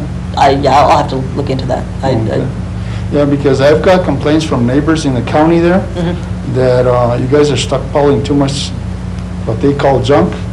And I meant, what's junk to you guys? Yeah. They told me that it's excess materials from asphalt, from curbs, from gutters, from sidewalks, and stuff like that. And to me, I don't think that's, is that part of this deal? Are they cleaning that all up? No, and I'll check into that, Councilman. Because that should be a part of it, if included on there. Or Sometimes we shouldn't be using that place for a dumping ground. But sometimes our guys use it for storage, like when we get millings from DOT, we'll store materials in different places around town for... And I guess material, even millings, you gotta get a EID permit for that, to station those. But to station rocks and sidewalks and boulders and stuff like that, I mean, to me, I think that's unacceptable. We need to find another location for that. And on 12th Street at the influent water site also, you have a pile of asphalt and dirt and rocks and stuff like that. I mean, all of that, we need to find a different location for that stuff. We at one point started at Rodriguez Park, and we were told we couldn't store it there anymore. Whenever we have a leak, it's wet, and so we bring it to the facility, to the utility site, so the guys can expedite fixing the leak. Once the material dries, then they move it to a different location, and it could be Mullins is where they're taking it to. I can't put it on the Wellfield site, I can't put it at Peterson, I can't put it at Bradner, and I can't put it at Rodriguez Park. Well, we need to get a site pointed to that and get a permit from EID in order to do that, because they won't even let contractors do that. Like Bob Gerhart, remember, they stopped him over there on in between the river and Camp Luna. So I recommend that before we start getting fines, that we find a place and get a permit for that stuff. I will absolutely check it out. Thank you. Anybody else? Mr. Mayor? Mr. Mayor, I agree with Mr. Montero because we don't want to be dumping all kinds of stuff at Rodriguez Park. You know, the city already received a violation 6 or 7 years ago, and we are not allowed to store any materials of any kind at Rodriguez Park. Thank you. What's the pleasure of the council? I'll entertain a motion. Mr. Mayor? Mr. Mayor. I'll make a motion to award RFB 2021-03. There's a motion on the floor by Mr. Romero. Second, please. Second by Mr. Ulibarri. Roll call, please. Councilor Montoya? Yes. Councilor Ulibarri Jr.? Yes. Councilor Romero? Yes. Councilor Rodriguez? Yes. I have a motion by Councilor Romero, a second by Councilor Ulibarri Jr. Thank you, Mr. Mayor. Motion carries. Mr. Mayor, next item on the agenda is item 9, and that is resolution number 20-60. Thank you, Maria. Sorry. Go ahead. Establishing the order of business of the governing body at its regular meetings. So during our retreat, Mayor and Council, we went over the agenda and Mayor and Council decided as a whole that the order of business would be as it reads in the resolution. So the resolution is just formalizing what you determined. So I'll go ahead and stand for any questions. Thank you. What's the pleasure of the council? I just need one clarification, Mr. Mayor. Go ahead. On executive session, just to clarify the point, anytime during the meeting, right? Anyone can call for executive session during any time of the meeting. It's not stationary at that point. My understanding is that executive session can be invoked at any time. Thank you, Mr. Mayor. Prior to, obviously, adjournment. Thank you. Thank you, Mr. Mayor. What's the pleasure of the council? I would like to add one word to consent agenda, where it says item to be moved to business, and then items. Okay, add items? Yes, You can do that. that's it. Thank you, Mr. Mayor. What's the pleasure of the council? Mr. Romero. I just had one, going back to Councilor Montoya's on executive session, and I've seen it done in, so basically, so let's say we're on a topic and a personnel issue comes up. At that point, you know, we could say, well, we want to go into executive session. We don't have to wait until executive session on the agenda. So I don't know if maybe there's some notation that has to be noted that at any time executive session may be called with an asterisk, It's just a point of clarification, and our city attorney Yeah, but clarified yeah, it. because we could get, I mean, we could be on a topic that it calls for, it becomes a personnel issue, and at that time, we could just say, so, but for the record of notifying the public, I think, if I recall, there has to be like, some clarification on the agenda that says, at any point, executive session may be called. No, I think Robert's Rules of Orders covers that. And you can go into executive session 3 times in the meeting if there's need be. But as far as, I'm saying, as far as the advertisement on the agenda, The only thing is executive sessions should have something that's specific to what you're going to go into for, with some reasonable specificity. Is that correct? City Attorney? You do have to specify, you do have to give a description of why you're going into executive session. It doesn't have to include names, dates, places, but something that's sufficient enough so that That warrants. that warrants it going into it. And it needs, obviously, it needs to be something more than I want to enter executive session for personnel matters. It will be a little bit more descriptive than that. So like, let's say personnel matters for the fire department. Personnel matters regarding COVID-19 protections for all city employees, something like that. Got you. Thank you. What's the pleasure of the council? Mr. Mayor. Mr. We Montoya? approve resolution number 20-60. Thank you. There's a motion on the floor by Mr. Montoya. Second, please. Second. Second by Mr. Ulibarri. Roll call, please. Counselor Rodriguez? Yes. Counselor Montoya? Yes. Counselor Olivari Jr.? Yes. Counselor Romero? yes. I have a motion by Counselor Montoya, a second by Counselor Olivari Jr. Thank you, Mr. Mayor. Motion carries. Thank you. Thank you, Appreciate Mayor that. Council. Thank you. Next item on the agenda is item 10, and this is resolution number 20-57. This is 2022-2026 Infrastructure Capital Improvement Plan, the ICIP for the City of Las Vegas Senior Center. We have Wanda Salazar, our Senior Center Manager. Thank you. Welcome, Wanda. Good afternoon, Mayor, councilors. Thank you. Good afternoon. So this request is to approve the ICIP plan for the next 5 years for the Senior Center program. It does incorporate the Las Vegas site, the Pecos site, and the San Miguel sites. And so I've actually included quite a bit.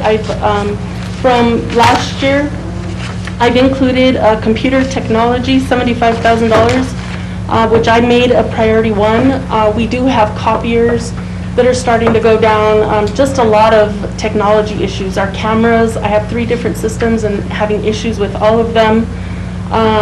Our computers are old, about 10 years old, and so I thought this was a huge priority, so I went ahead and listed it as an option, or rank 1 for the 2022 year. Kitchen equipment, also a huge priority. We have some ovens that are used making 700 meals, well, about 600 meals a day, and they're double ovens, convection ovens, and so that's what I've got listed for 2022, the 68,000 there.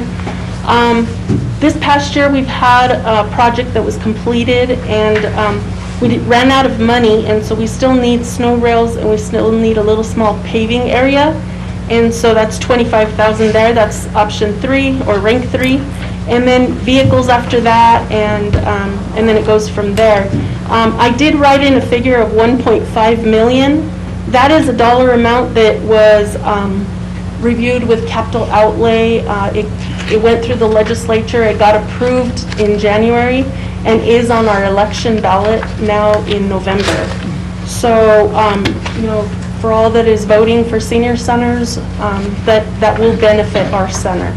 1.5 million, and it's all those numbers that are there. And so that is pretty much the Las Vegas site.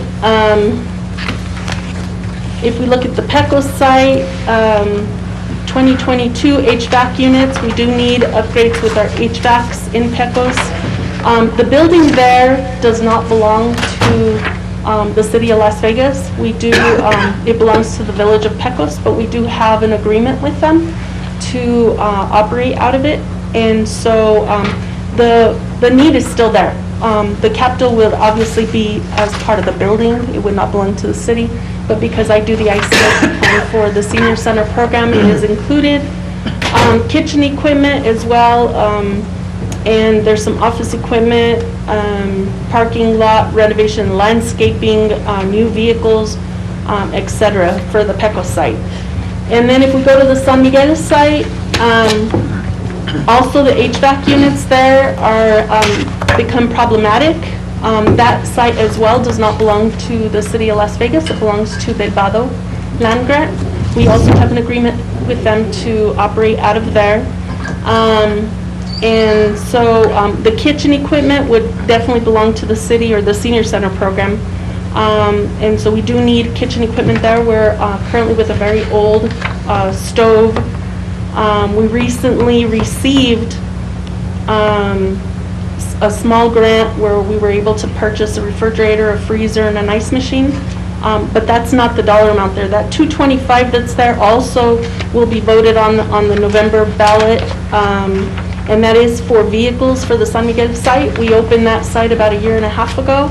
And it's not a full-time site. We provide our meals out of the Las Vegas site. We transport those meals to San Miguel and then we deliver from there. But we do need new vehicles. The vehicles that we currently have there are very old. And so hopefully if that bond passes the November election, we'll have new vehicles there. Thank you. So that is the ICIP. I'll stand for any questions. Mr. Mayor. Mr. Matoya. Yes. First of all, the propane tanks, are they being filled by 3 different vendors or one vendor in all 3 places? The Las Vegas site uses natural gas, Okay, so the other 2. we don't do anything there. The PECO site, let me think, because I know some of this has been discussed. Is there something you know? Well, I'm just curious, when's the next time that they're up for renewal, for putting them up for bid? We actually put them up for bid. Or is it like a 5-year contract, or is it every year? It's every year. Every year. We put it up before the fiscal year starts. Oh, okay. We need to put bids out for purchasing. Okay. And so we do put them out for bid. I'm not sure, I think we recently changed that in the PECO site, and I'm not sure San Miguel. San Miguel, like I said, the only thing we're using there is propane to heat the building or to refrigerate, but that's it. And my concern is just this, we need to put them up for rebid when they're due, so that we can have the lower cost rates affordable. Yes, sir. The other concern that I had was, I had a couple of phone calls. I guess over here at City Hall, we have a glass in between the employees and the customers. At the building center, we do the same thing, and police department, the same thing. Everywhere Yes, else, sir. except the senior center. That is correct. Apparently, the front desk doesn't have a face shield. That is And correct. I was wondering if that could be possible to put one there for the employees that you have there from the public that comes in. Of course. We do have that. We've spoken with Ernest, and I believe that it was scheduled, but I'm not sure what the delay was on that. So I will definitely bring it up with my maintenance tech and make sure that happens sooner. Thank you. And Mr. Mayor, the last thing I have is, I want to congratulate you because the other day, I was just busy day working, and I saw the little truck come by, the low-income homes by Harris Road on Collins Drive. And I see them go take lunches to people in different apartments and stuff and so forth, whether they're seniors or in need or whatever. But there's these 2 neighbors that came out at the same time, and the lady was coming, the driver was coming in, and I don't know, you probably heard about Sandy. this. Yes, sir. I don't know why. I wanted to go here and congratulate her, but and this reflects on you, because she took control. This guy came out, this guy came out, and this guy came out with a snow shovel, and they were going to get at each other's throats, and these guys are neighbors, and I don't know if they're all there or not, or whatever it is, the case. But anyway, she was calm, collective, And she told him, you need to put that down right now. You need to go into your house, close the door and go to your house. And, you know, she handled it really good. And I think that that's awesome to have employees like that. You I know, have she very did good a great staff. job. Thank you. Thank you, I will definitely let her You know. you let her know we're happy that we have people like that working for us. I definitely will Yes. communicate it. Thank you. Thank you, Appreciate Mr. it. Thank you. Any other questions? What's the pleasure of the council? Mr. Mayor, I'll move to approve Resolution 2057. Alrighty. There's a motion on the floor by Mr. Montoya. Second, please. Second by Mr. Ulibarri. Roll call, please. Counselor Romero? Yes. Counselor Livari Jr.? Yes. Counselor Montoya? Yes. Counselor Rodriguez? Yes. I have a motion by Counselor Montoya, second by Counselor Livari Jr. Thank you, Mr. Mayor. Motion carries. Wanda, thank you so much for all the work you do for our seniors. Yes, sir, it's a privilege. Please Thank you call so on much. us if you I need appreciate anything. it. Of course. Thank you. Mr. Mayor, next item on the agenda, resolution number 20-62. This is a budget adjustment for the 2020-2021 fiscal year. We have our finance director, Jesus Parquera.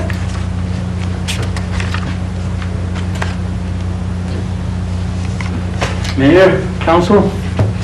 Welcome, Mr. Vaquero.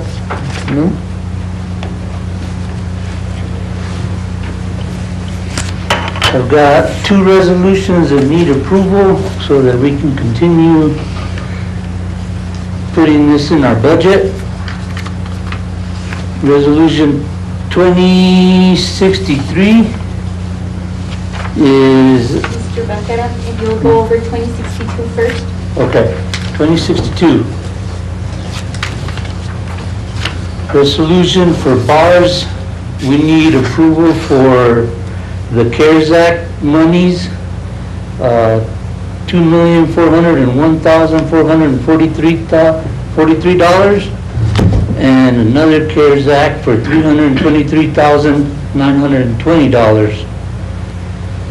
And then we need approval for a state fire grant, $113,662.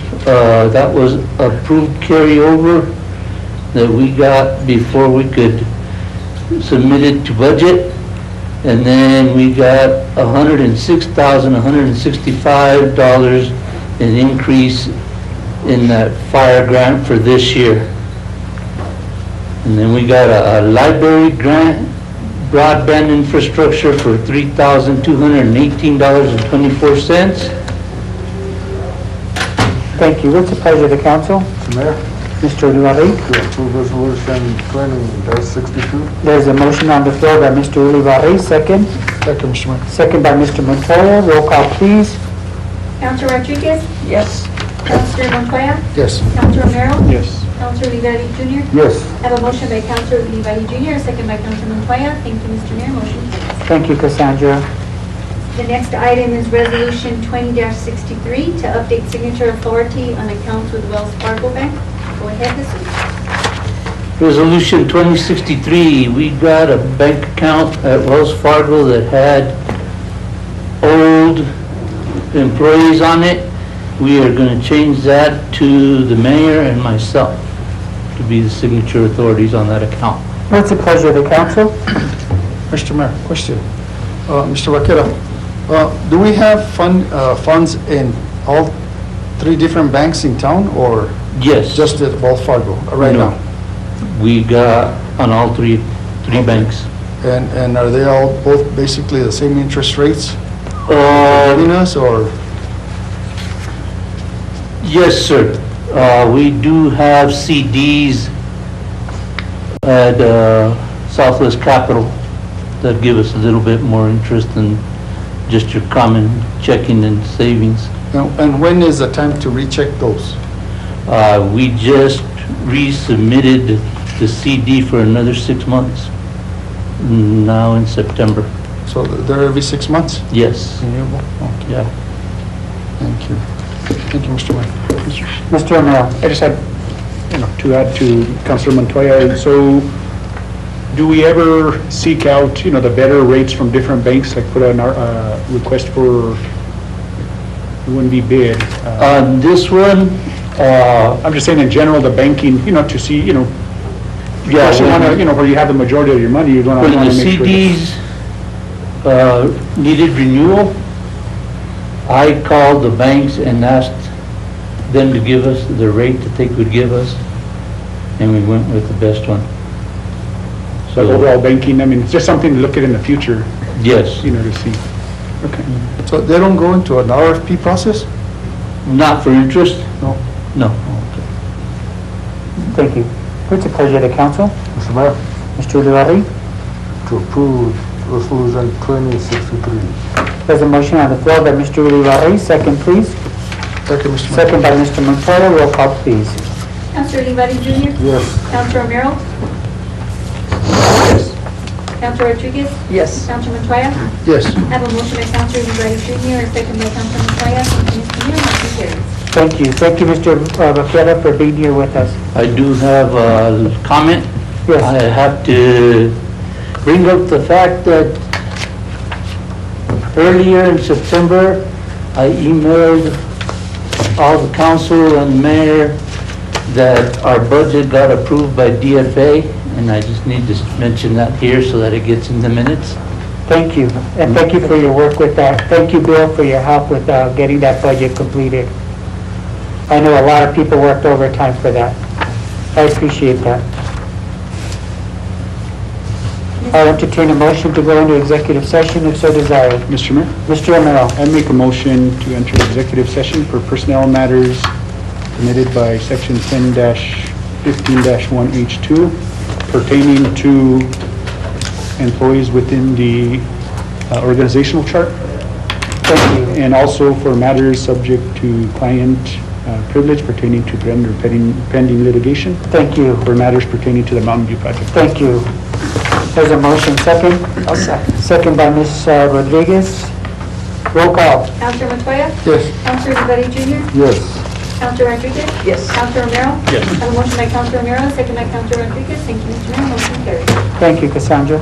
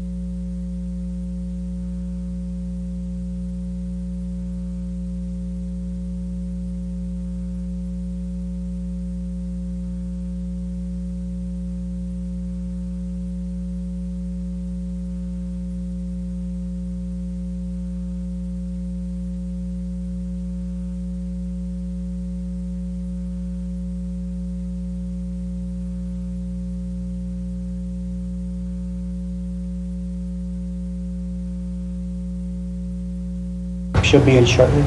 Go back to regular session. Mr. Mayor, I make a motion to return to exit executive session as for personnel matters as permitted by section 10-15-1 and also for matters subject to the attorney-client privilege, section 10-15-1-87, the other one is H2. And I'd like to, so I made a motion to exit executive session and a motion to enter regular session. Second, Mr. Mayor. Second by Mr. Montoya. Roll call, please. Counselor Ulibarri Jr.? Yes. Counselor Montoya? Yes. Counselor Rodriguez? Counselor Romero? Yes. I have a motion by Counselor Romero, a second by Counselor Montoya. Thank you, Mr. Mayor. Motion carries. Thank you. Mr. Mayor, next item on the agenda is item number 8. Resolution number 20-59, repealing and replacing resolution 1448, restructuring of the City of Las Vegas organizational chart. We have City Manager Taylor. Mr. Mayor, Council, we present to you tonight the proposed changes to the city's organization.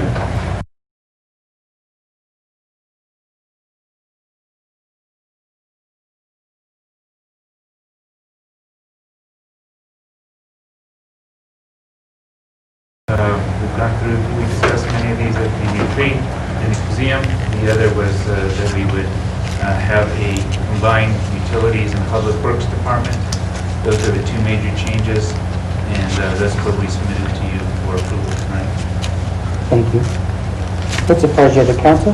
Mr. Mayor, Mr. if we Mayor. can, I'd like to see if we could separate the police department flow chart. If we could approve, all others on one and then police flow chart on another one. And I know there was a amended flow chart that was submitted to us. But it's still like a separate vote, if possible. With that, I make the motion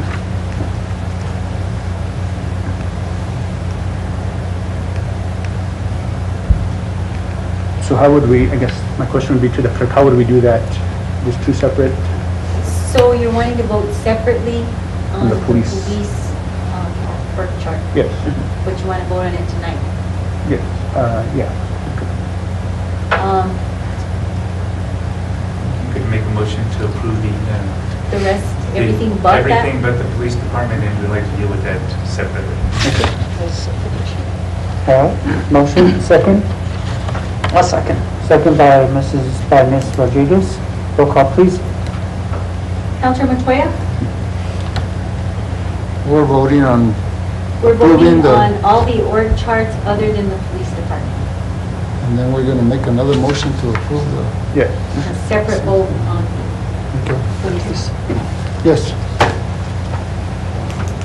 Counselor Ulibarri Jr.? Yes. Counselor Rodriguez? Yes. Counselor Romero? Yes. Have a motion from Counselor Romero, a second by Counselor Rodriguez. Thank you, Mr. Mayor. Motion carries. So then the very next item would be to vote on the police department organizational chart. What's the pleasure of the council? Mr. Mayor? Motion, Mr. Montoya? Yes, I'm gonna make a motion to approve, the restructuring of the City of Las Vegas organizational chart by adding the chief of police, police department chart. Thank you. So, do I entertain a second? Second. Second by Mr. Ulibarri. Roll call, please. Mr. Mayor, one question, Mr. Mayor. Mr. City Manager, we are putting the library and the museum under the Senior Citizens Director at this point, and Streets Department under Utilities Department. Yes. Now, is there any salary changes on those two directors? Not at this time. Well, in the case of the Community Services Director, I did agree to, that if we did this, there'd be, and I don't remember the exact amount, but a small increase in pay. Thank you, Mr. City Manager. Thank you, Mr. Mayor. Yes. Councilman Montoya, I did not make any changes in the pay of the Utilities Director, but I did agree that we would revisit it 6 months down the road, see how it was working out. Thank you. Good decision. Counselor Romero? We're on the police department, right? No. Counselor Rodriguez? Yes. Counselor Ulibarri Jr.? Yes. I have a motion by Counselor Montoya, a second by Counselor Ulibarri Jr. Thank you, Mr. Mayor. Motion carries. Thank you. And Mr. Mayor, I'd like to also point out that by approving this chart, we're adding 6 more police officers to that police department. So hopefully, the citizens of Las Vegas feel a little bit safer after tonight. Thank you, Mr. Mayor. Thank you, Mr. Montoya, and that's a very good point. Our administration is moving forward with making sure that not only we hire more officers, but that we're looking into pay and equity for the existing officers that are there. Thank you. I'll entertain a motion to adjourn. Mr. Mayor, Mr. Ulibarri? make a motion to adjourn. Thank you. Second? Second, Mr. Mayor. Second by Mr. Montoya. All in favor? I'm sorry, roll call? Counselor Romero? Yes. Counselor Rodriguez? Yes. Counselor Montoya? Yes. Counselor Ulibarri Jr.? Yes. I have a motion by Counselor Ulibarri Jr., second by Counselor Montoya.